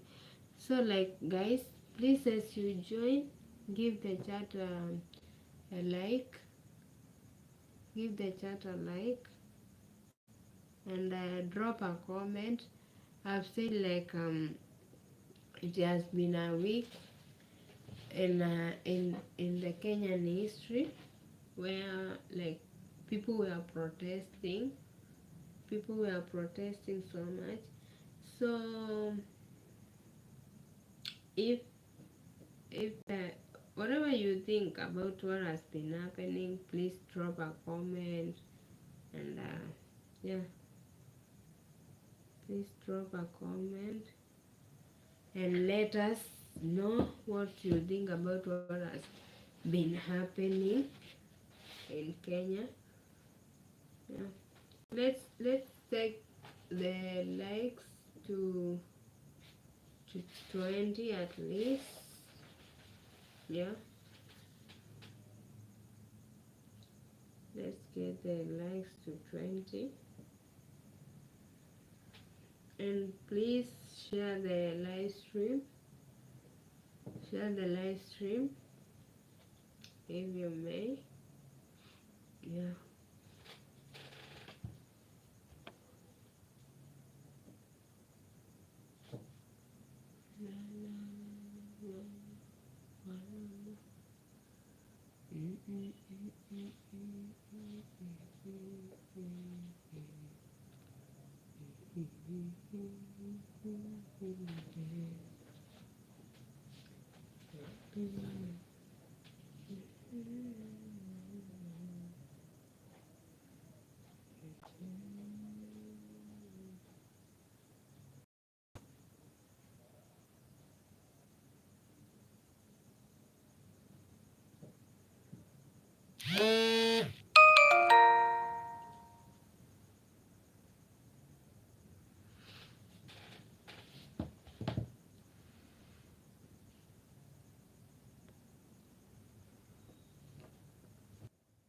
Yeah, guys.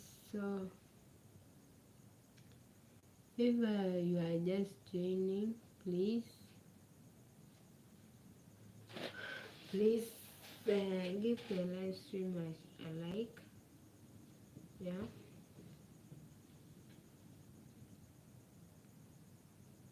Give the live stream a like.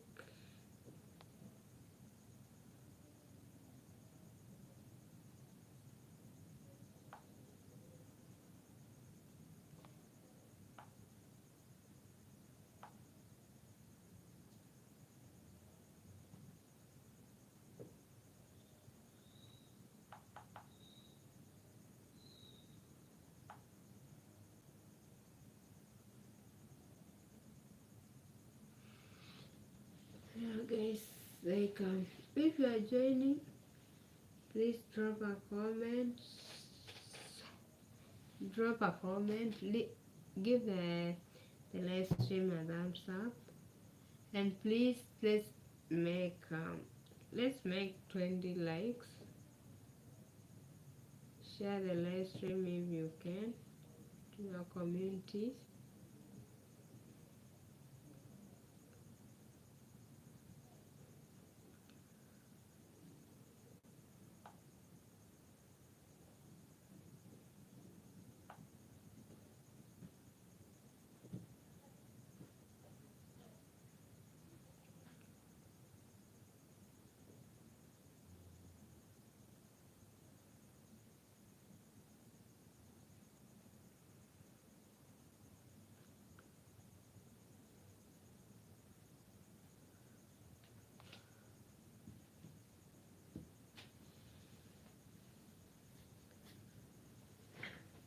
Yeah, guys, please, as you join, if you haven't subscribed to my channel, please do. And Johnny Nino. Hi to you, Jay. Welcome, 3 million in the house. Please, as you join, just give the chat a like. Yeah. Jenena, welcome. Are you a content creator? Are you a content creator? And please, Joe, if you haven't visited my house, please do. just just subscribe, and yeah, you are watching, as you watch the live stream, you'll be giving me the support um, in much need of. So guys, please guys, visit my house, and yeah, watch something. And like, for example, when someone is live, it's easy to support them, because when you join the live, you are already watching something. Guys, job, thank you for joining. Thank you for joining.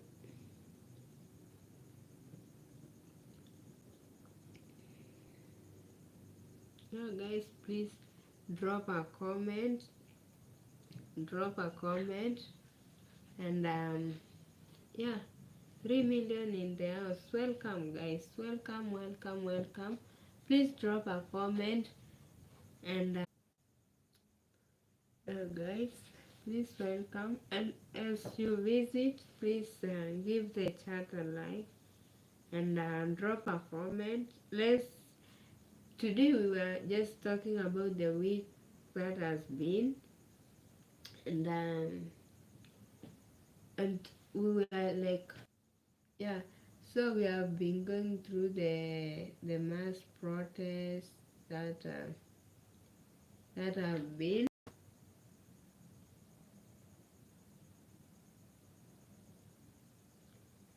We have been talking about the mass protests and what has been happening in this country.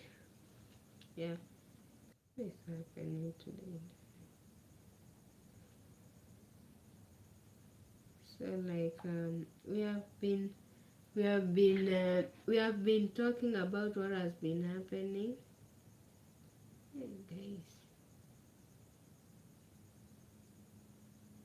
please guys, as you join, I can see 1 million in the house. Welcome. As you join, please give the chat a thumbs up, and yeah, if you haven't visited my house, please do.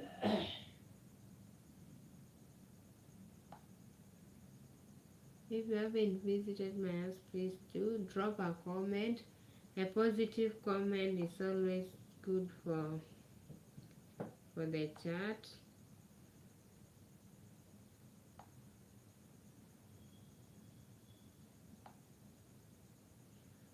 A good comment, a positive comment, like, that's what I mean. It's good for, even for the chat, and yeah, just give it a thumbs up. The support is much needed. Your support, guys, is much needed.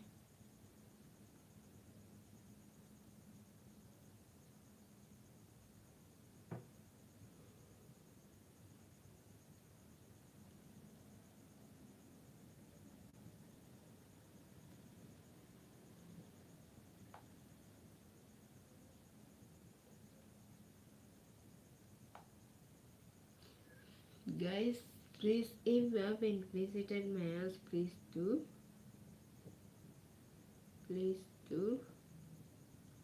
And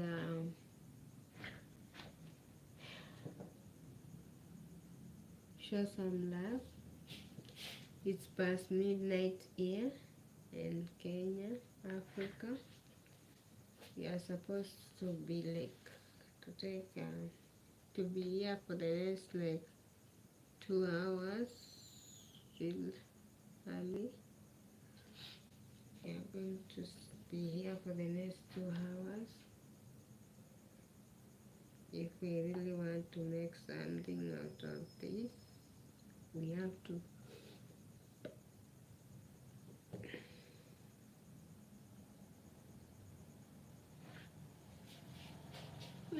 keep on doing this. Yeah.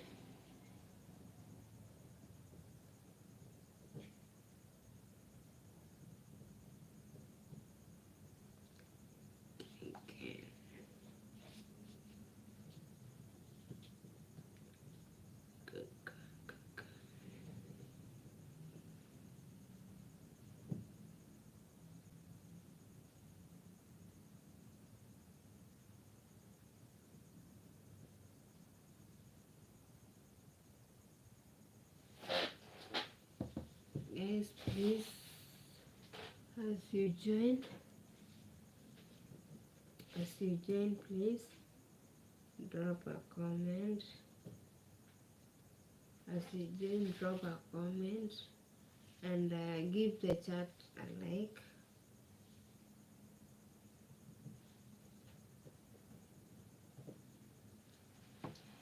As you join, give the chat a like.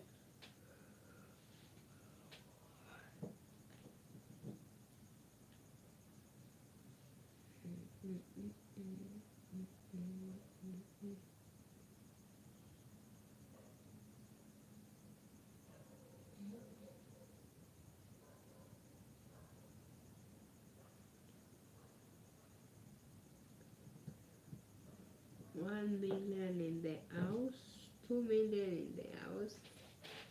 Guys, please, as you join, just show some love by giving the chat a like. And if you haven't visited my house, please, you may go and hit the subscription button.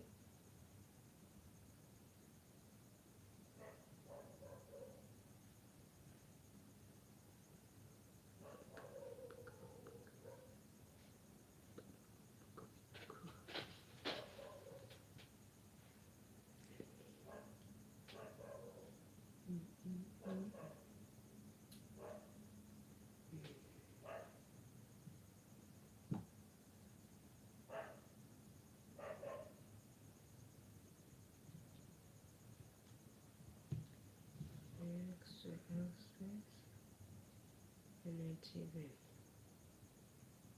responding.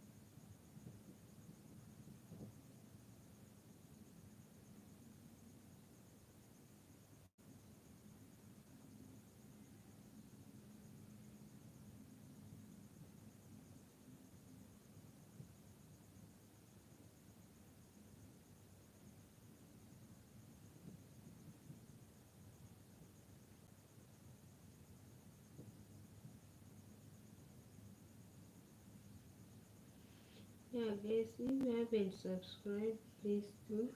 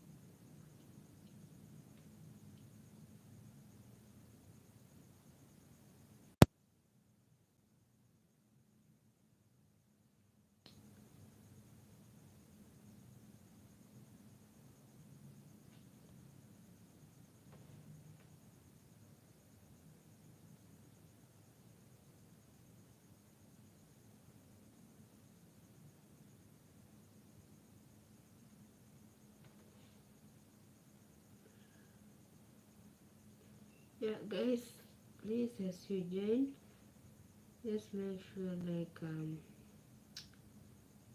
you give the chat a thumbs up. That's crucial. Yeah.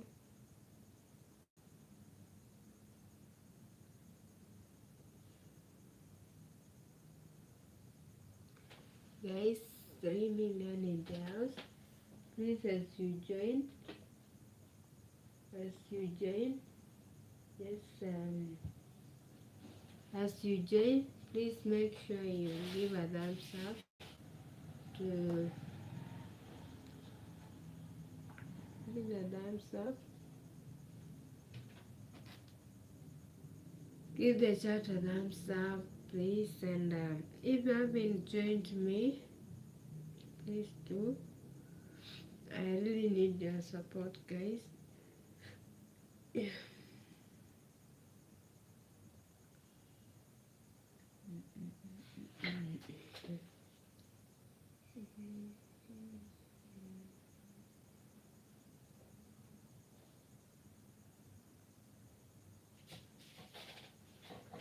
Guys, keep on liking the live stream. Keep on supporting me. If you haven't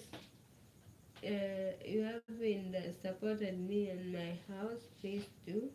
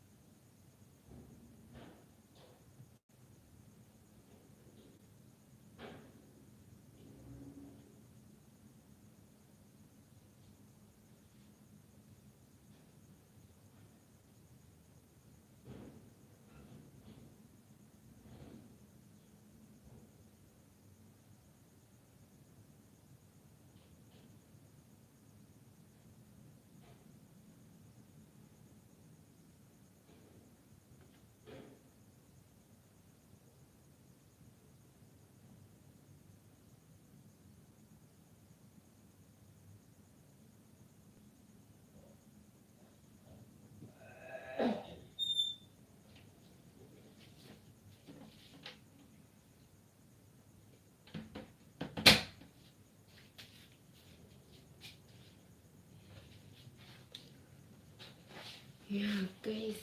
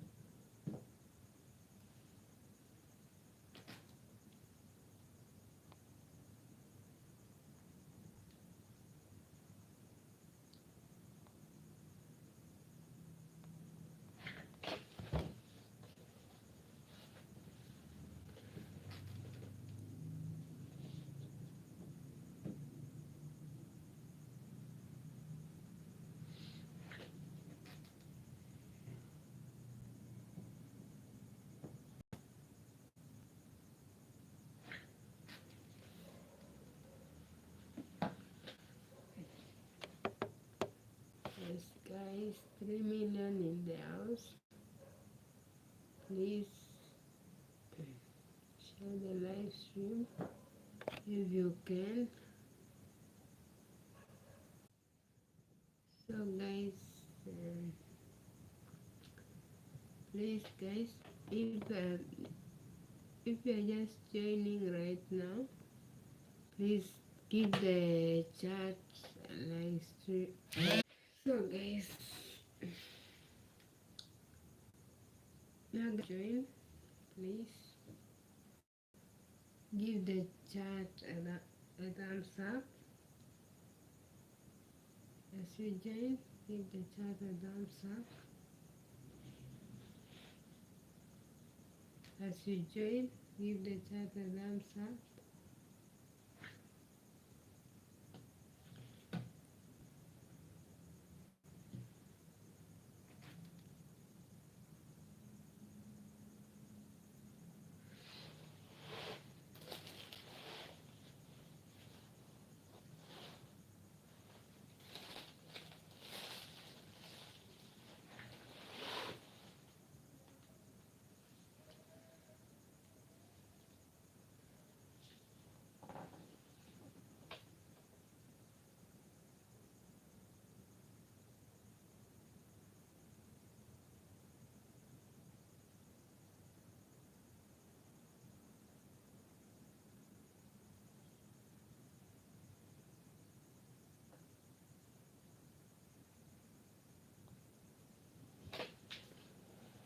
Guys, please, if you are just joining, please give the chat a thumbs up.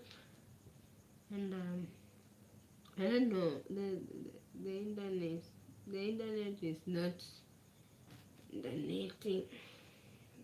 It's giving me some kind of trouble, but we thank God.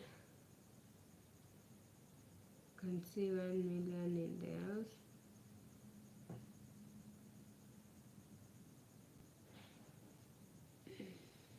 Please guys, as you join, give the chat a thumbs up. As you join, give the chat.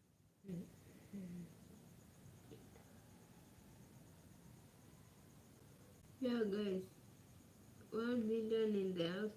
I'm sorry, the Wi-Fi is giving me some kind of trouble.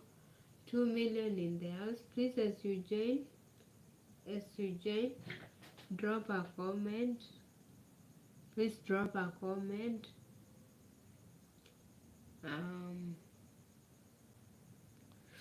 Drop a comment and just tell us how your week has been, and what you think about what has been happening in this country, Kenya. Yeah. As you join, please let us know what you think about the events that have been taking place throughout this week.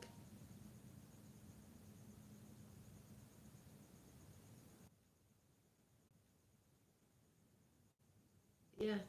So like the internet is giving me trouble, but guys, please, as you join, just let you drop a comment, and just let me know. 4 million in the house.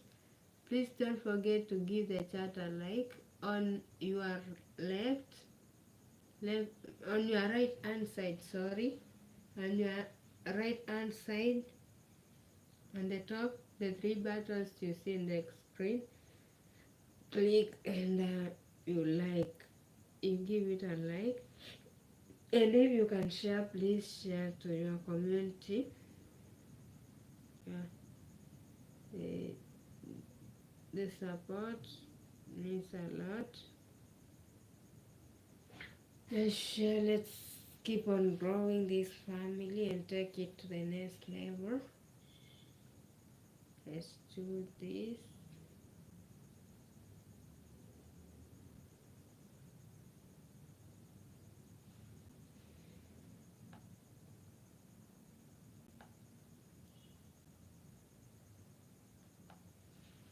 do this. Let's do this. Yes, please. I can see the words are just growing, but the likes are not. Please, as you join, just give the chat a like. 1 million in the house. 1 million in the house.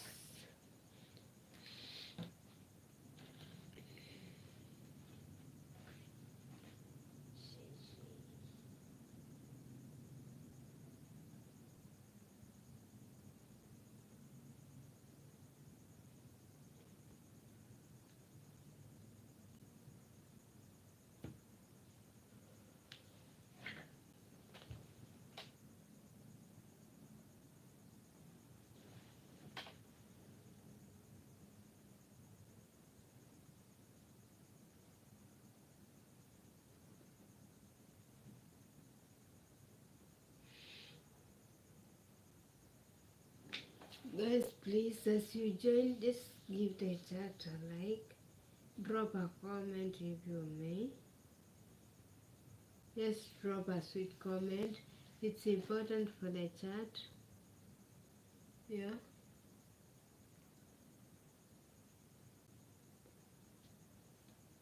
It's important for the chat. Ms. Rashan, welcome, welcome, welcome, welcome, welcome, welcome. Yeah, thank you, thank you. 3 million in the house. Please, as you join, be sure to give the chat a like.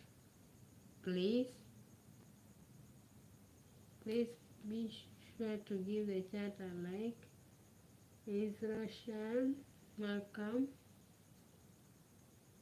And the rest who are watching, welcome.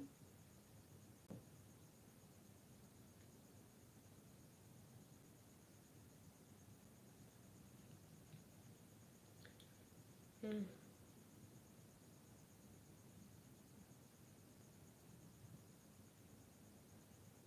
Guys, please, please, please, please, it's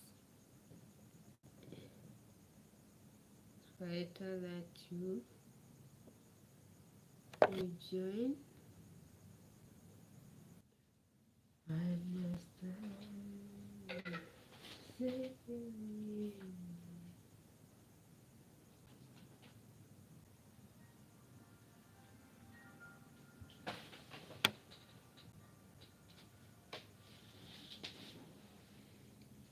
yeah, 3 million in the house, guys.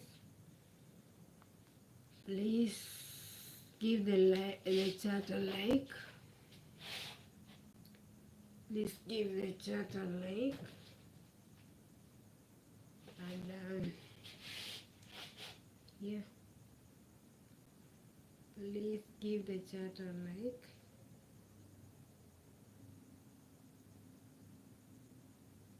But as you join, guys, if you haven't given the chat a like, please do. Please do.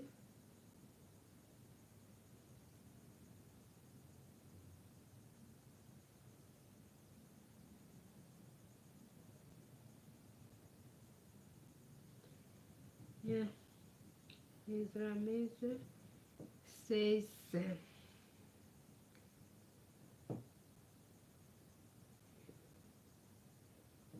yeah, guys, please, just as you join, give the chat a thumbs up and drop a comment. Just let's make the chat active.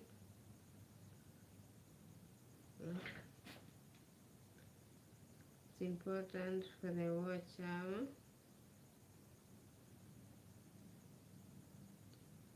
Important for the watch hour. Yeah. Guys, please, as you join, I can see 3 million in the house. Please drop a comment as you join and let us just know how your week has been, and probably if you don't mind, probably tell us like what you think about what has been going on in Kenya. Yeah, for the past week, like Kenyans have been demonstrating. They have been in the streets to express their frustrations on like this week it was about the finance bill 2024-2025. Yeah, so I know most of you, if not all of you, will have come across those news. They are all over the world. So like, what do you think? What do you think? And how your week has been? It's important just to know how each and everyone is faring. Please drop a comment. Guys, 3 million in the house. We can do this. We can take the likes to a good number, that is 20. If we want, let's, you can share the like.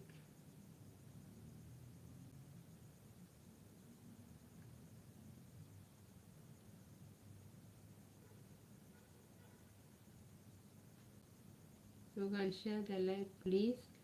If you may, you can share the like, and let's do this, guys. Let's do this.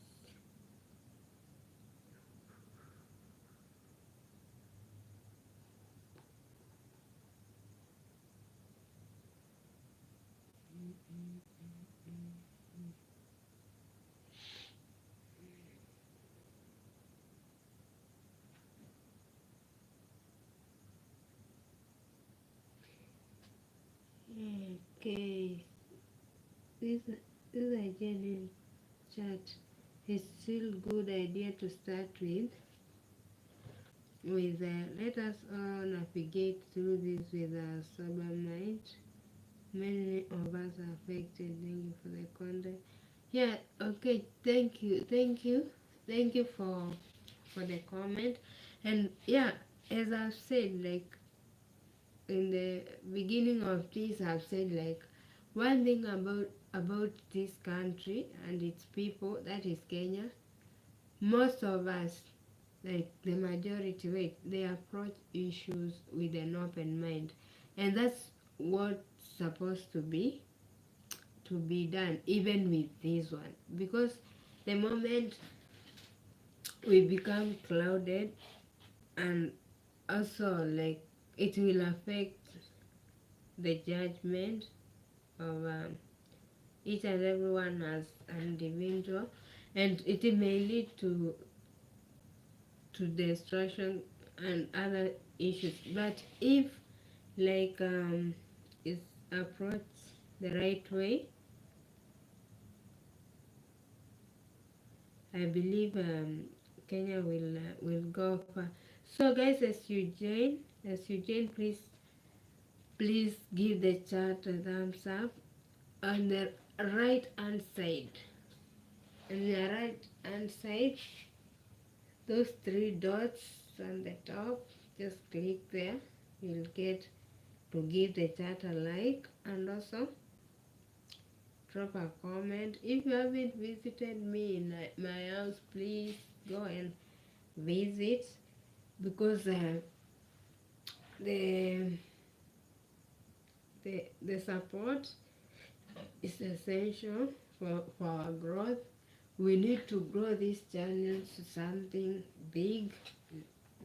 It's a platform that we need to hear our issues. As 4 million in the house, thank you and welcome. Guys, as you join, please drop a comment. Let me know, or let us know, because it's good like we interact and just know how each one of us has been, how our week has been. I've said like as an individual and as a Kenyan, and as Kenya as a whole, as a country, we have had a rough week because of the mass protests, and we are hoping it's not in vain. We are hoping we get wherever we are demonstrating for. I've said like the issue of the finance bill is it was just a spark of the iceberg. So it's like people people people are frustrated. People are frustrated and they want to air their grievances. Their grievances are not just about the finance bill and whatnot, but of moving forward. Um, moving forward, we hope like we won't be deterred. We would be like, for example, I've said like if like we make a mistake and maybe we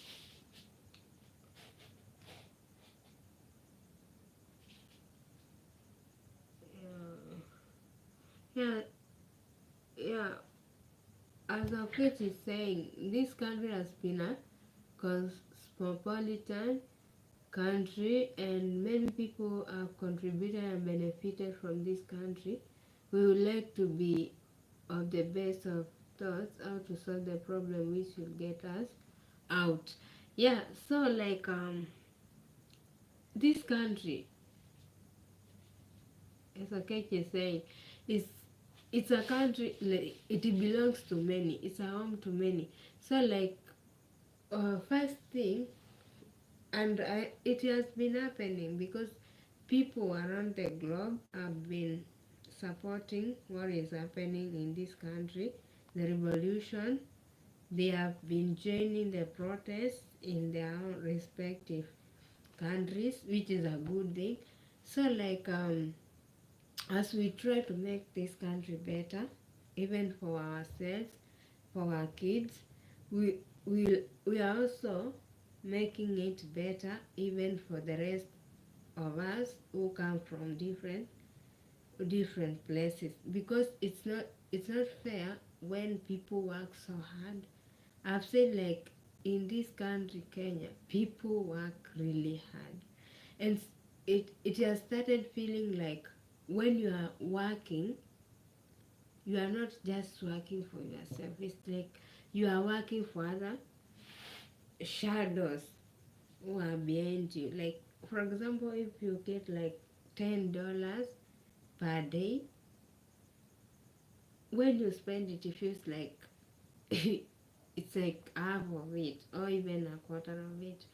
So like I've said like that issue of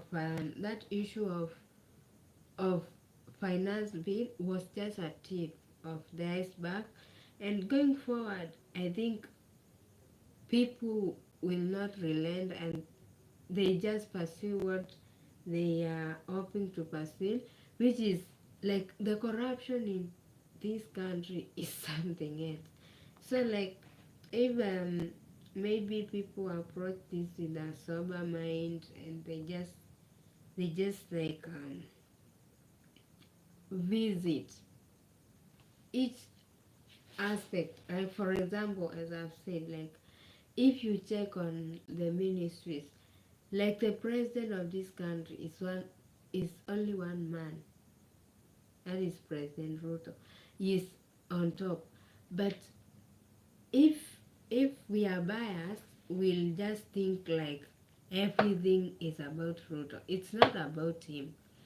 It will be the best thing if the best thing will be if we start like picking, like for example a ministry, if the Ministry of Health, people go to the root of the corruption, they deal with it. Like if it's the boss, the subordinates, whoever is corrupt, they just kick them out. That is when, at least even if the corruption doesn't die completely, it will go down to levels that are manageable. But currently, it's something else. You just go to the Ministry of Health for example, in the days of COVID. That's why you hear the Jay-Z's talking about, if we have to rewind, we have to start with the COVID days at least, because a lot of scandals, a lot of have happened between then and now, and nobody is being held accountable. Nobody is yeah, nobody is paying for it. Only the mwananchi. When I say the mwananchi, I mean the citizen. So like it's frustrating, and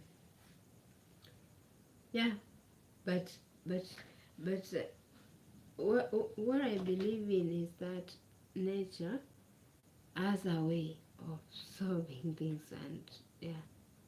So as much as people are somewhere, you maybe you work in a certain ministry and you are corrupt, know your days are numbered, because what is happening, it doesn't look like it's something that will end today or tomorrow.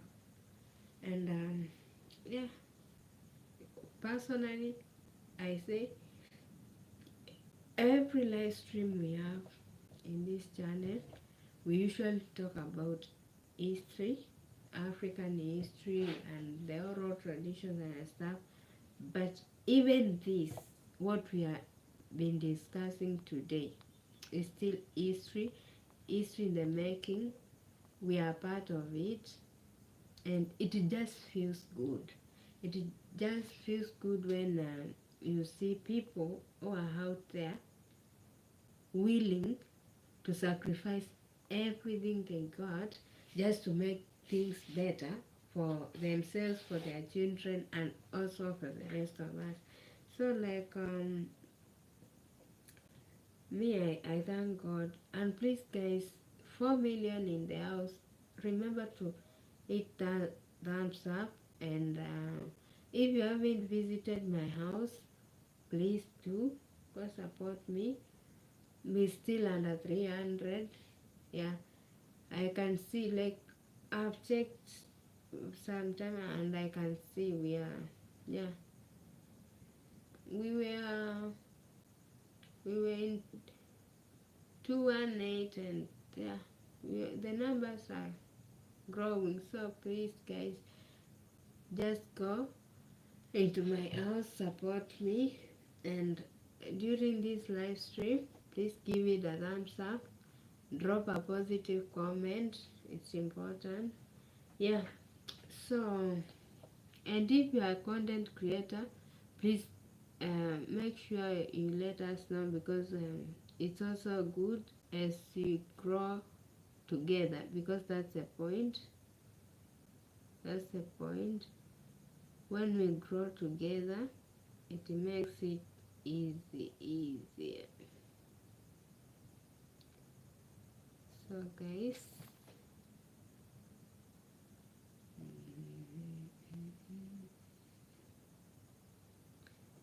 me, I love what is happening in this country. It makes my heart full. Yeah. Okay. Sorry, I'm late. Renewing a message. So the three arms of government should be very independent. The judiciary, presidency, and the ministries all should be held accountable. I believe that is what you meant to say. Should be held to accountability of what they are doing. County government not excluded. And that's the truth. You know, if like we make this issue to be about the president and the presidency, that's unfair. Even the area chief, even so long as it, they are supposed to be accountable, because because for example, when you pull your attention and you put it on the president, I'm saying, I'm not saying is clean, but I'm just saying, like, if we pull all the attention and put it on the president, he is one man ruling 54 million Kenyans. But if we approach it to the open mind and we consider even the people below him and how everybody has been running this country at their own capacities, that's when we'll get the answer to to to, to, to this problem. The president should not drop cases of people who were corrupt just because they helped him ascend to power. Yeah. So like the funny thing, when the government, before we voted in this government, they promised the state capture. The state capture. They promised the state capture. So everybody was hoping, like, when they get into power, they'll they'll deal with those corrupt guys, like even like putting their names in public and what they have looted from the country. And alas, what happened? Nobody was nobody has been exposed. So it's so frustrating. It's like I believe it's just that Kenyans have just exploded because what they were hoping for. They were hoping for accountability because that is what they were promised during the campaign period, and they have given it their all by being patient, like for 2 years. Imagine 2 whole years just waiting for something to be done about an issue you believe is pressing. But but maybe the man uh, uh, in the house on the hill believes like these Kenyans. They are just about the finance bill. The finance bill it was an issue, but after it's solved, it's no longer an issue. But issues will still be there because uh, yeah, like get sense, like the corrupt people should not be accommodated in any government just because they helped campaign for you. Yeah, like, yeah, it feels so bad, like when somebody's as I remember those days of COVID, like the massive corruption that was exposed after they said, like, the meds that were meant for sick people, and then it just goes and dies like that. It's so unfair when when when someone is sleeping on billions that are supposed to be like treating people and whatnot, and somebody just comes, like, talking about tax, taxing Kenyans because they have debts to pay. And another thing about the debts, you are not even being told this the much this how much the debt is. Nobody talks about that. You just find out that, like, the debt thing is like a mystery. Just keep on paying, pay. I've said it's like you lose a goat, it has been stolen. We have a father and a son. A son stole your goat. Yes, you have the right to talk to the dad, who is the president. But the son, who is maybe the minister, has stolen the goat. When you meet him, he is supposed to tell you where he took the goat. But in this country, it's like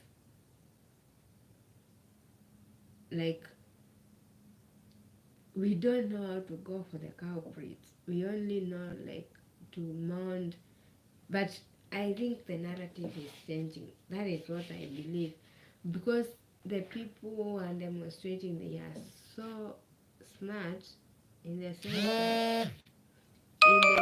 that, they don't want to, like to attach, to affiliate themselves with any kind of political party or something, which is a great thing. Actually, it's the best thing, because the political parties and the politicians, they mess people up. They have messed this country. They have messed Kenyans. So it's the high time, if somebody has ever been into politics or political power, just to think about their future and the future of their kids, and just leave Kenya alone. Because yeah, so we have another test. A person who has been accused.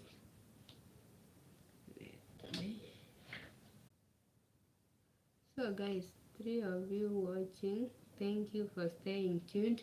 So as I was saying, it's it, it's so frustrating just to see how things are being twisted in this country.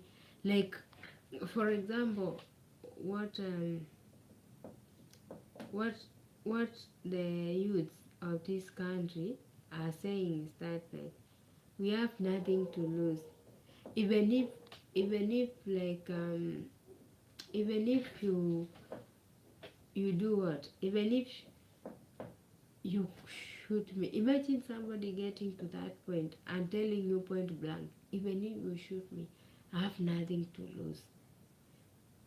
That is some kind of frustration that is in another level. And you just find that, like, when you find someone telling you, like, this country has taken away my my job, has taken away everything I hold dear. So why don't you just, like, shoot me and kill? That's another level of frustration. And yes, we are supposed to be worried, because yeah, guys, 3 million in the house. Please, if you haven't given the live stream a like, please do. And if you are joining us right now, welcome. We are just like going through the week that has been. Like, today is on now it's on Sunday, so it's a new week, because now it's past midnight over here.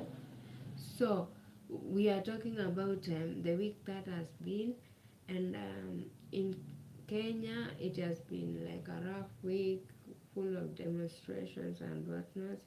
So, like, what we are saying is what we are saying is that people have been stressed so much, like, they don't even know what to do.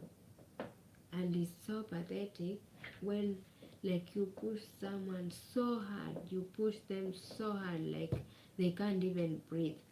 For example, in this country, you just find that you go to school, yeah, hoping to get jobs.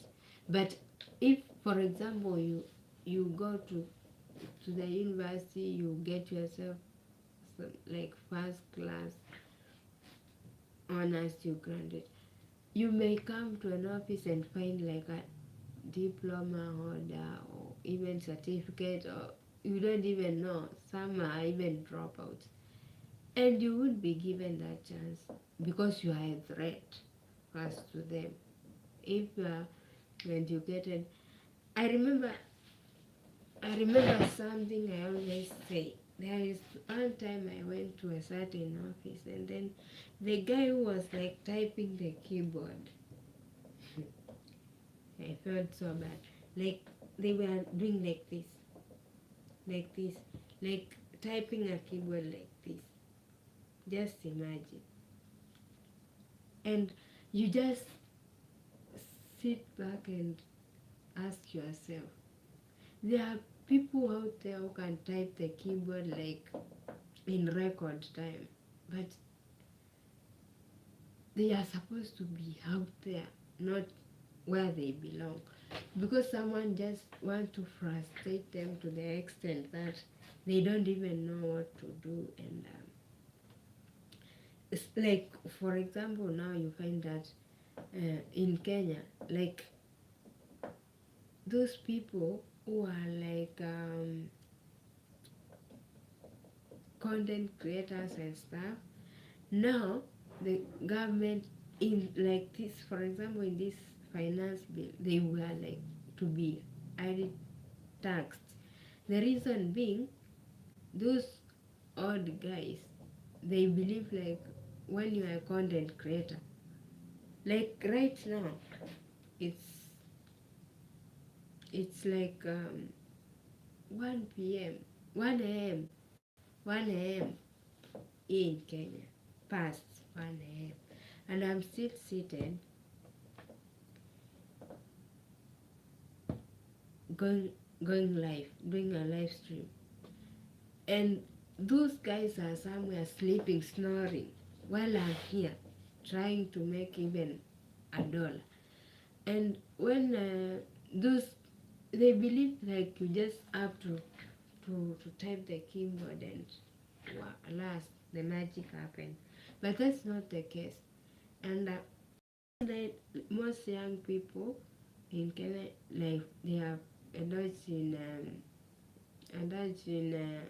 content creation, and the other generation, they believe like we are getting easy things, because I believe they just imagine like, how can you just type a keyboard and you get yourself $? That's not the case. Both of us, like me and you, we know it's not the case, but somebody somewhere thinks that's the case. So it's so hard, and it's so embarrassing even to see the president taxing things like bread, sanitary towels, like in 21st century, and somebody is doing that, and they don't even feel bad about it. That's the funny thing. So you find that like we need to do something.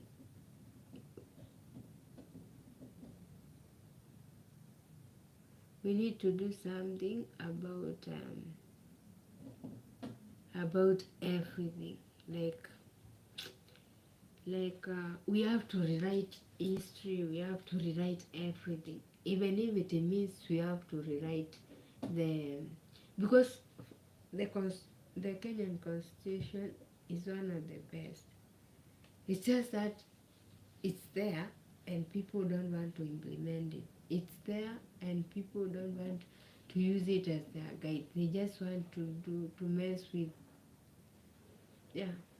But it will be fixed. That's what I believe in. Because if those that the young generations who are demonstrating, and they have brought some kind of hope even to like the rest of the country, if they stick to what that they believe in and pursue what they are fighting for without any political affiliations or something, surely Kenya will get there. And if like they approach like issues with an open mind, if people uh, confuse them and make them believe like the blame rests on one man, then everything will be messed up. But they are educated people, smart enough, yeah, so they know the culprits. That is what you have to go after. So, and I believe when people are used to something for so long, like those people who have been to offices exploiting people, taking always making it seem like business as usual. I think they feel frustrated, they feel shaken, they feel like it's a change of the norm, which is not even true. Hmm? It's not true, and it's not right when you make corruption and it's not right to make to normalize such things. But I believe um, the Kenyan people have woken up and they are willing to fight for what. So like if it's the president and his people, if they are willing to cooperate and change this country, that will be good for them. If they decide to fight back, it's up to them because change is inevitable, and that is for sure. So me, I'm grateful. We have had a great week. I enjoyed every moment of it, apart from the killing of innocent Kenyans. Imagine somebody who is not armed, somebody who is just holding a bottle of water, they are demonstrating there. Imagine being sprayed with live bullets. It doesn't make sense. It's not right, and it's not supposed to happen. Like in this era, it's not even supposed to happen.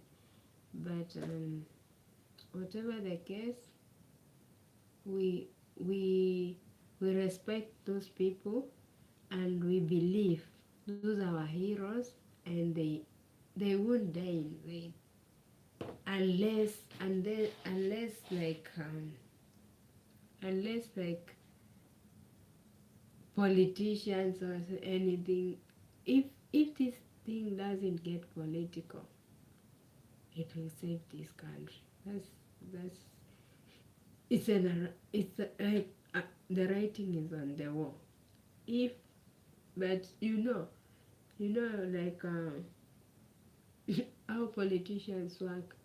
They see you, they identify you, you seem like the leader, they call you, they pay you, and yeah. But the good thing with this movement, there is no leader, and it's so decentralized, and that makes it special.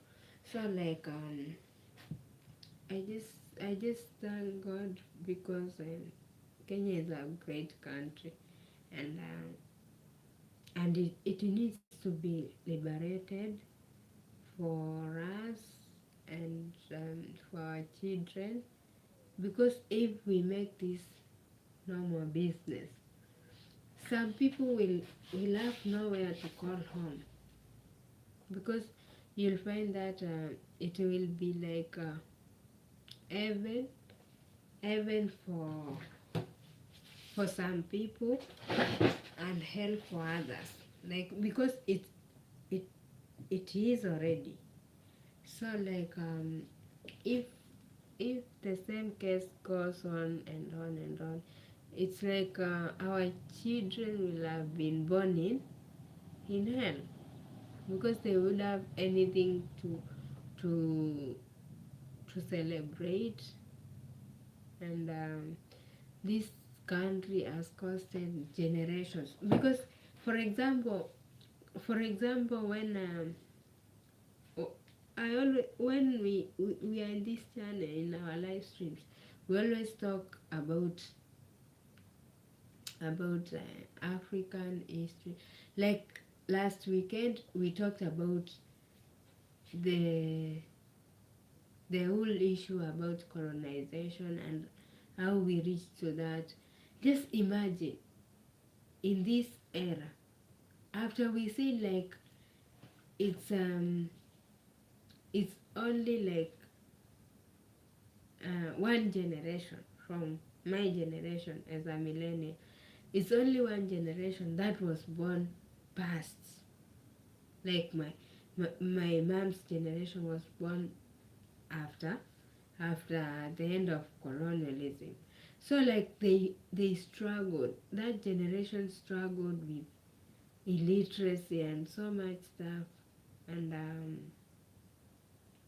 the effects of post-colonialism, and now it's us. We have been like we have gone through school, not like we have never had a soft life. It was still a struggle of the effects of the colonialism, and now you find that like the Africans who got the independence from the Europeans, now they have started their own whole kind of colonization. And okay, it started like immediately after the colonies left. They started their own neo-colonialism. They started colonizing making the less privileged, the people were not put into power they became like subjects to those who took over from the Europeans. So you find like when you sit down, you analyze it has always been getting worse, like more worse than yesterday. So I believe the Kenyan youth have just analyzed the situation and realized like if we don't speak for ourselves, if we don't stand up for ourselves and our children, then we'll just be like slaves forever. Like yeah, but but the truth is, uh, I just saw one poster of the protesters, and it was like we are not our ancestors. If we are just going to mess you up, and that's the truth, because like our parents used to like to absorb everything. They try to resist, but still like they don't have that privilege, because you can't resist, and you have like you have like a family to take care of, you have bills to pay, you have all that stuff waiting for you to attend to. So like you decide, even if I want to fight, let me go back to work. But this Gen Z generation, they don't care. You haven't given them jobs, so like you won't fire them.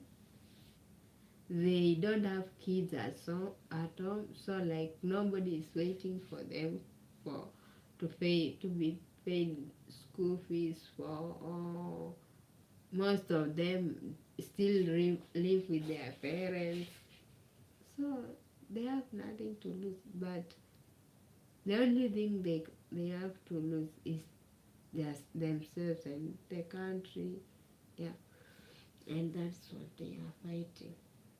So I believe for everyone who has been following what has been happening, to me, it's a positive thing, and it's supposed to take like, yeah, it's supposed to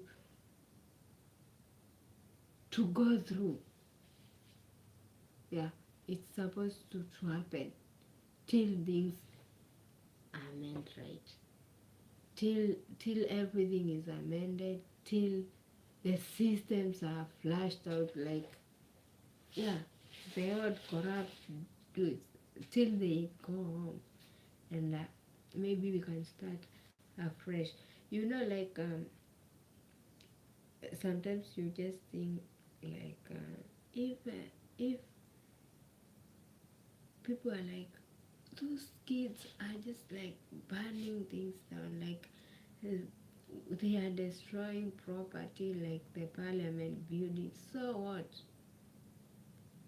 If you check the Kenyan government, the budget every other year, their finances set aside just to renovate the same house.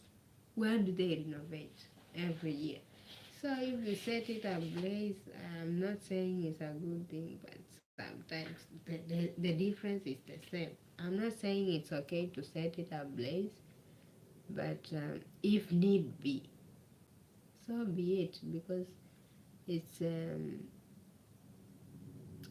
it has always been like that. People who would say like we have other things, so let's cut on this budget. They always like put this money, set it aside for the renovation of the parliament building, blah blah blah blah. So it's like killing the citizen. So for me, according to me, I don't even feel bad. Let me be honest. I don't feel bad that that happened. In fact, I feel good. I'm happy because it was meant to wake some people who have been sleeping for a long time. Because imagine those guys could just wake up, decide, decide like to go to parliament, increase their salaries, and somebody just takes the bill there. They pretend like they are debating. Oh, and the next thing they are passed the bill. It's already law. Salaries increased. They have been doing that like for so long. So, and nobody has ever even thrown a stone there. So they always felt so comfortable doing what they used to do there. But currently, I believe after that scare, they'll behave when they are presenting those baseless and useless bills. They will always be careful because they know Kenya is watching. We are watching, and yeah. So like I believe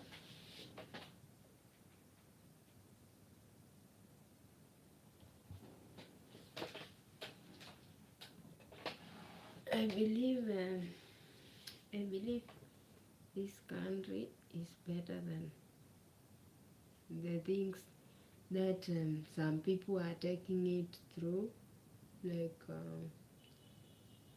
like the corruption, the ignorance. It's in another level.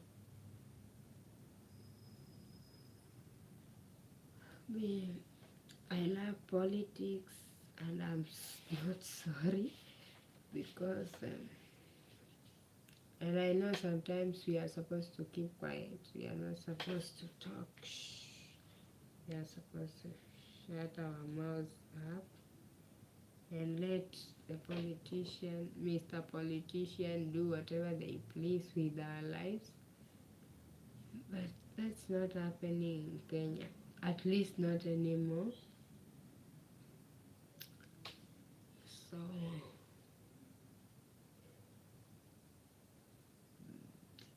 let me see. Guys, as you join, I can see 1 million in the house. But as you join, if you are joining right now, please give the chat a like. And if you haven't visited me, please go and hit the bell.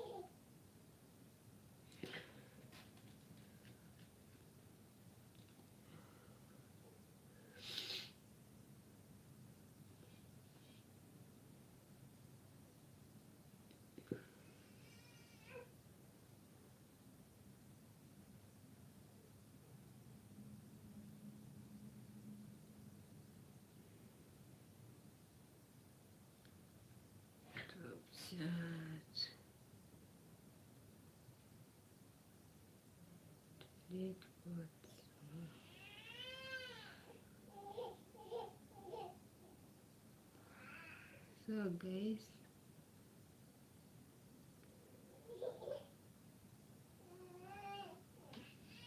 please, as usual, I can see 3 million in the house. Welcome. 17 likes, please. Let's take the likes to at least 20. Yeah.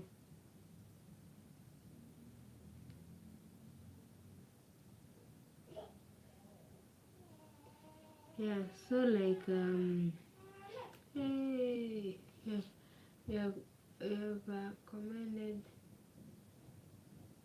optimist optimist better boy has said hi. um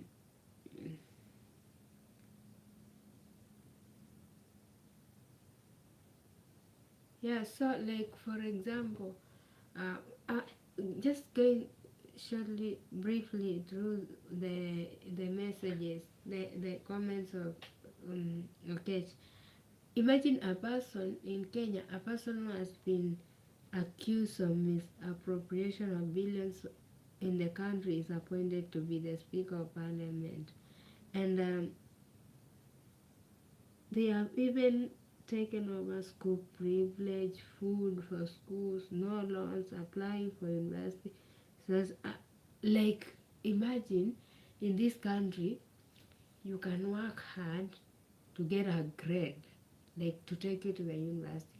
And trust me, according to the Kenyan education system, getting even a C minus, when you get such a grade, you are brilliant, because the education system here, like you have to learn a lot, like a lot of stuff. So when you see a C student, just automatically in Kenya, just know they are brilliant. So you work hard, you earn yourself a chance to the university, and then even the university slot, they are messed up. You may find someone because they are rich doing a good course. Because you are poor, you are given the useless courses which will never even take you anywhere. Like you are just going there to make sure like you sell the one goat that you have. It's so embarrassing. Like like if someone thinks like it's all about the finance bill, this huge. It's huge. It's embarrassing. It's frustrating. Like use every word that you can describe a bad situation, because like imagine like you hear something like poor marking of final exams, and then it becomes a story for a while, and it's it's it's dead.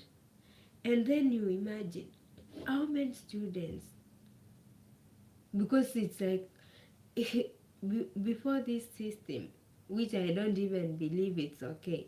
So like before the new system of schooling that has been brought, people have been like, when you do the final exams, the national exams, it's like it's a matter of life and death.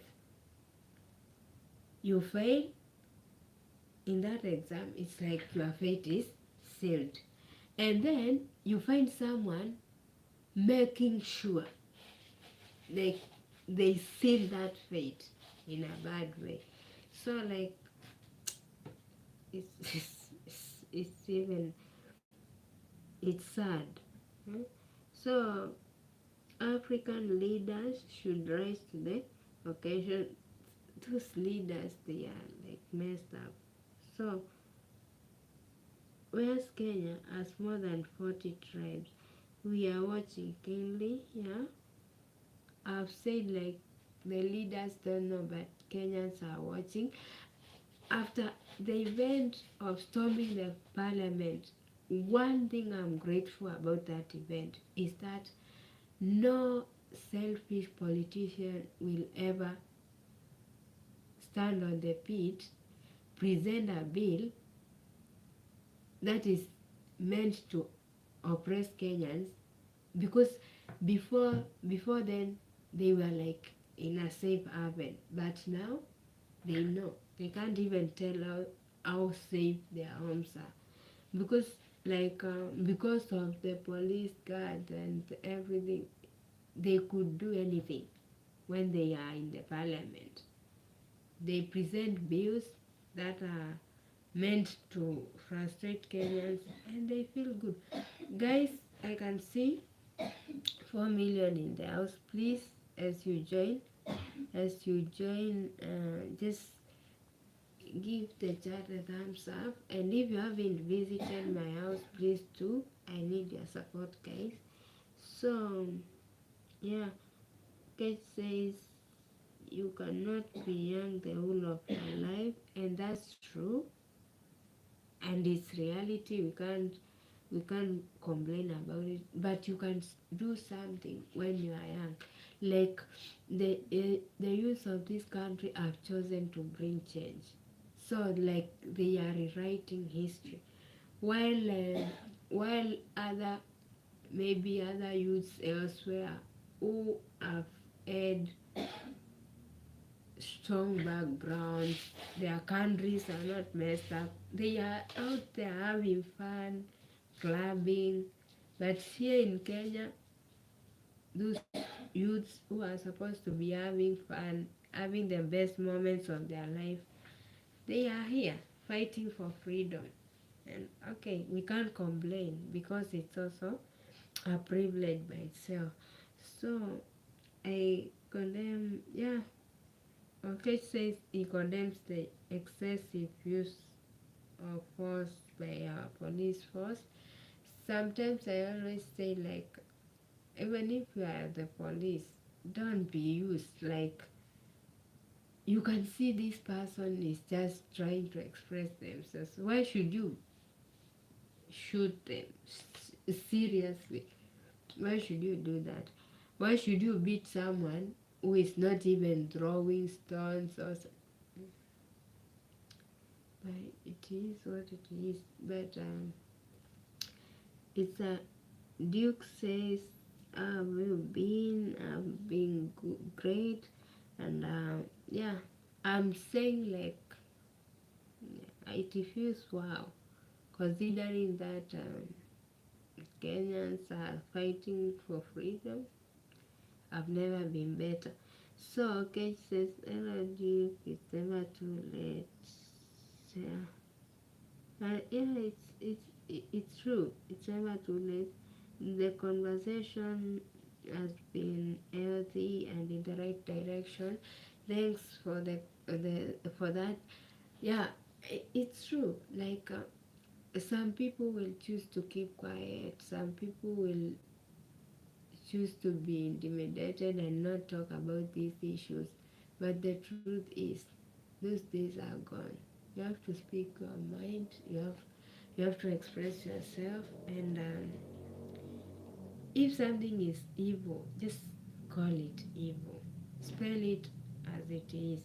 Don't just like they say, call a spoon a spoon. Call a spade, not a big spoon. And that's the truth. Some people like sugarcoating things, so, but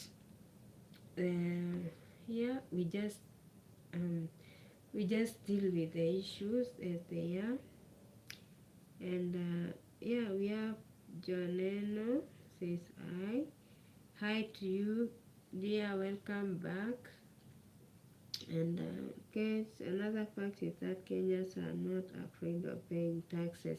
Yeah, by the way, when people see the thing about the finance bill and whatnot, most people are misinterpreting that too.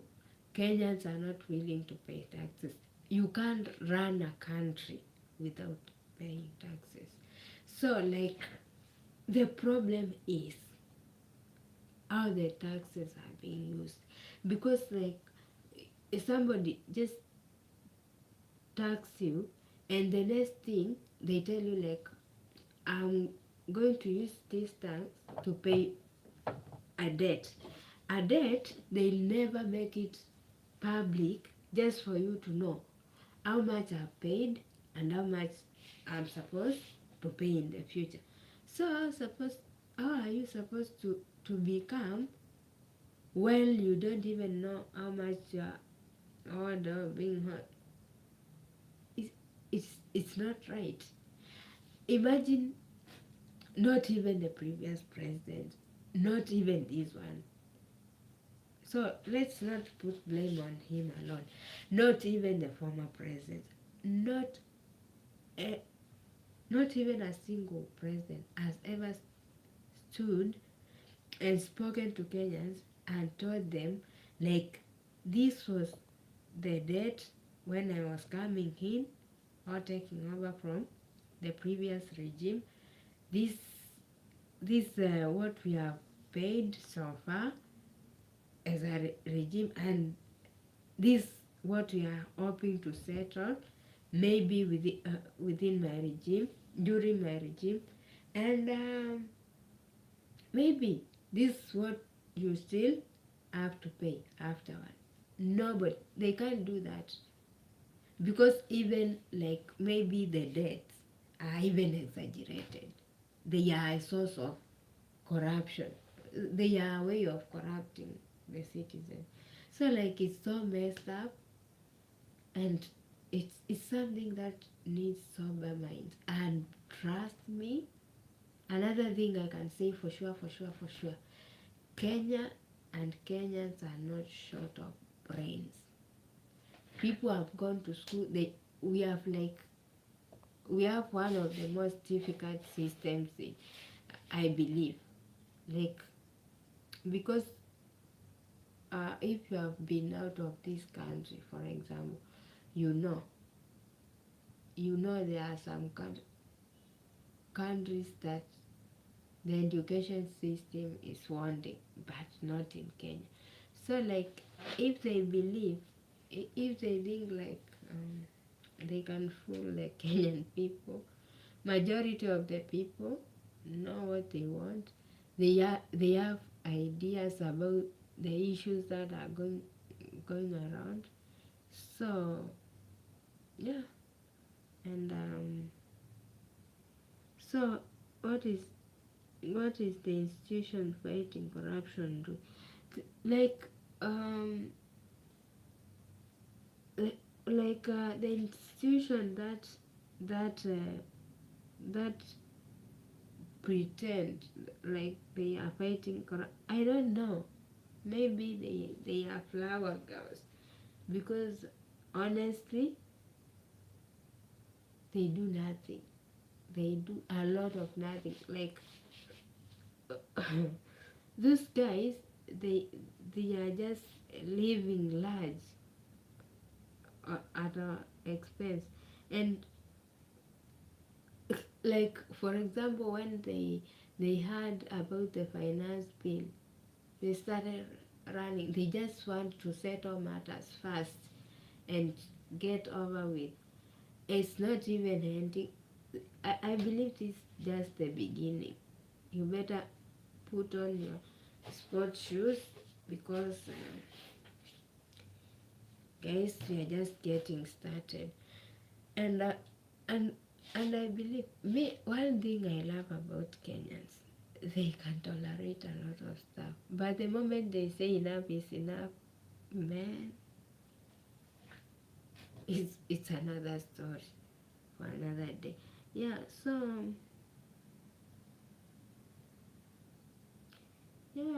like yeah, okay, like the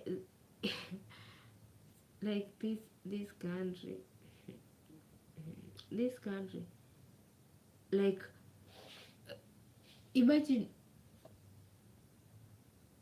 which person on their right minds will go to parliament to say that like people should pay tax on the land they inherit. Maybe it happens in other countries, but it happens in countries where governments are protecting its people, not in a country like ours where you have to sort yourself out and you have to pay taxes. Like, I don't even think these people are sane. I think they are insane. So you are jobless, maybe.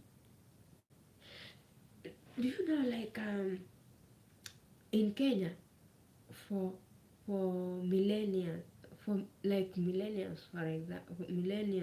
for example, those people who are between, like, let's say 30 years and 45 years. Do you know some people, most of the people in that range and in this country, they have never been employed. They have never worked anywhere. So you just wonder, like, when somebody stands in parliament and they want to tax those people, even on the lands they have inherited from maybe ancestral lands and whatnot. Do you even think that politician is in the right mind? Like, those people have looted money, they have looted this country. They until they have lost touch with reality. They don't even know whether their fellow citizens are suffering. So they just stand up. Maybe they get ideas from other countries where citizens are treated as citizens. So, like, they hear of ideas there where people are, like, being taxed on different things, and they bring that here. A place where, when you have a first class degree, it's like you are an offender. You are not needed in an office because you may go there and cause someone to lose their job. So you even ask yourself, why do we even go to school? Just to learn to speak English? That's the problem. And what does that English, how does it even help us? We don't have an answer for that. But these guys, they have been messing this country for so long. It's time that they take responsibility. I believe if they are smart enough, they are supposed to start running for their lives, because the worst is yet to come. They are messing people. They have messed people up, like left, right, and center. They messed the education system. They messed even the guys. Please, I can see 5 million in the house. Please give the live stream a like. I'll appreciate. Drop a comment. Let's interact. Please, if you are just joining, just let us know how you have been. And we are talking about what has been happening in our country, Kenya, the demonstration and everything. Just let us know what you think about the whole thing. And to me, I in every live stream, in my live streams, I discuss African history, and to me this is history. Like, okay, that's true. Like, you have to bribe your way to get an internship. It's like you are doomed to fail. Like, for example, just for example, let's take for example, this is a kid who has gone through the education system in Kenya. You'll find that this kid, like, I'm talking about the former curriculum.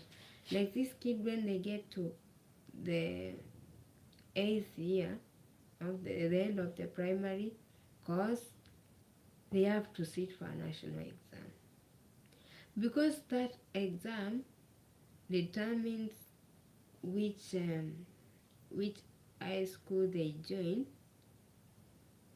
Someone is there waiting to mess them up. If, like, people will mess you up like in any way they can, they just like they they'll make sure maybe they mark the exams carelessly and stuff so that you fail or whatnot. Like, we have had complaints where like you hear of the exams have been poorly marked and stuff, but it doesn't matter to them so long as their kids goes to the best schools and stuff. The rest can sort themselves out. So you find like you have been messed. You are just like, if you are old enough, like you are 15, and others are between 12 years and 16 years. So those people, they are messed from that point. They go to high school, they struggle with high school education, where like you have to pay the fee and whatnot.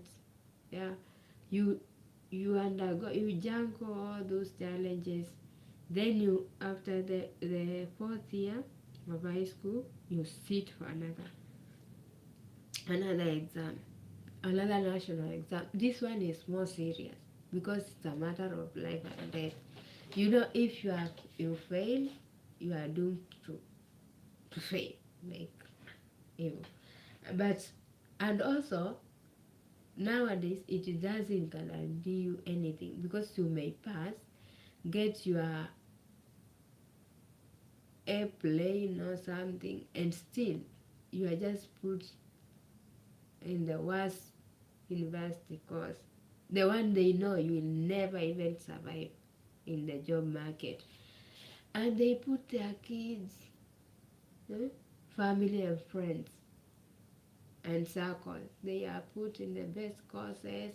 You find that person who got this grade is a doctor somewhere. You with your own S on your head, you never go anywhere. So you are already messed up. If you don't get messed up at that point in life, you go to the university again, you struggle, you jungle through those problems. Maybe in the university, your parents have to sell properties, you get into debt by getting loans to get through the system. After that, you'll never see employment with your eyes. You just get your degrees and go back home and help your parents with some kind of farming or anything. Just make yourself busy, not by getting to the job system, but by even like the people who are being misused in the Middle East. Most people think they are not educated, but welcome to Kenya, where you'll find a doctor working as a nurse girl in the Middle East, being abused and even killed at some point, and you come back to find a dropout who is swinging in a big office. So like, it's that messed up. But if they believe it's about if they believe it's about the finance bill, they'll soon know what it is about, because it's not about me. Even if we keep quiet, even if we don't discuss the issues, these are the revolution has started and there is no turning back. Someone has to pay. So like, yeah guys, Wow.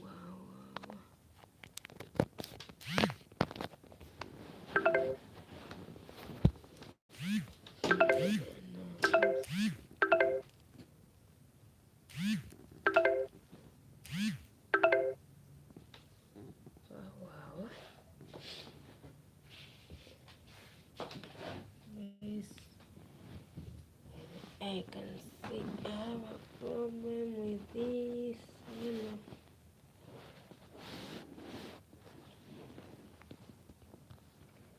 I have a problem with this. So, guys, I think we have had a moment. We have discussed issues, and I think it has been a great conversation.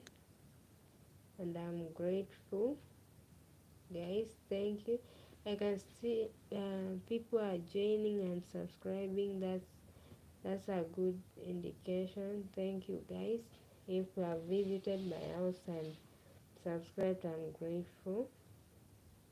Yeah. So what I can say is that I'll say a luta continua. Let's keep on fighting for what we believe in, because it's okay to fight for what you believe in.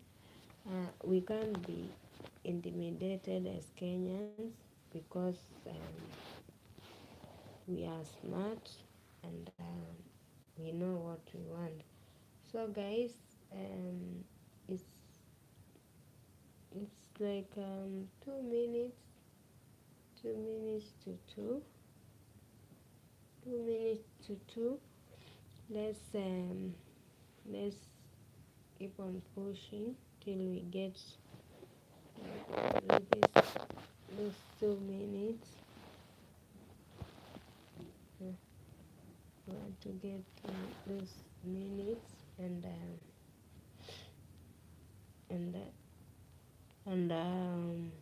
end our live stream. It has been a pleasure just to interact with you guys, and yeah, I hope the struggle will continue. I hope Kenyans won't give up on what they have started, because it's a worth cause.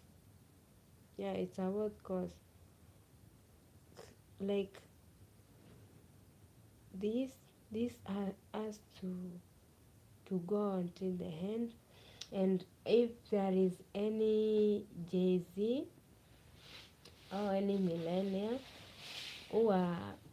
they are the ones who are championing this revolution, congratulations for what you are doing. You are doing this country a favor, because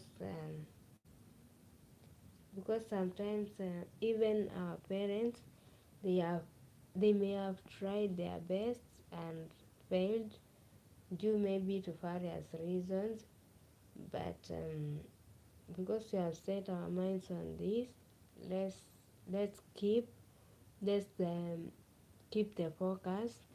Let's not be deterred by politics and politicians. They are not worth the sacrifice, I promise. Even if you love any politician who has been in the house, even if you love them to the moon and back, it's not worth the sacrifice. Don't trust them with your dreams as a person and as a country. Don't trust them with anything. It doesn't matter the it doesn't matter the the political party they belong to. Let the Jay-Z stick to what they believe in. There is no politician who is worth trusting, believe me. So like let's keep focus. Let's fight to the very end, and let's um let's let's change this country for the best, because Kenya is a great country, and with the right management, Kenya is something else. So like me, I'll end my live stream now. Thank you for joining, thank you for supporting, thank you for being around. I don't take that for granted. So I'm just grateful that for those like 5 hours that I've been live, I've had audience like throughout. I've listened to the issues, and yeah, we have just it, it, this this what is happening needs sober minds, and we'll get there, and we are grateful. Thank you, and stay tuned for another live stream tomorrow. Tomorrow, tomorrow, like from mid. Okay, like today. Sorry, when I say tomorrow, it's just that it's 2 a.m. already. So like some 6 hours from now, I'll go live again. We have to keep on struggling, fighting, and building. But so cheers. Love you all. Bye. Bye bye. Bye.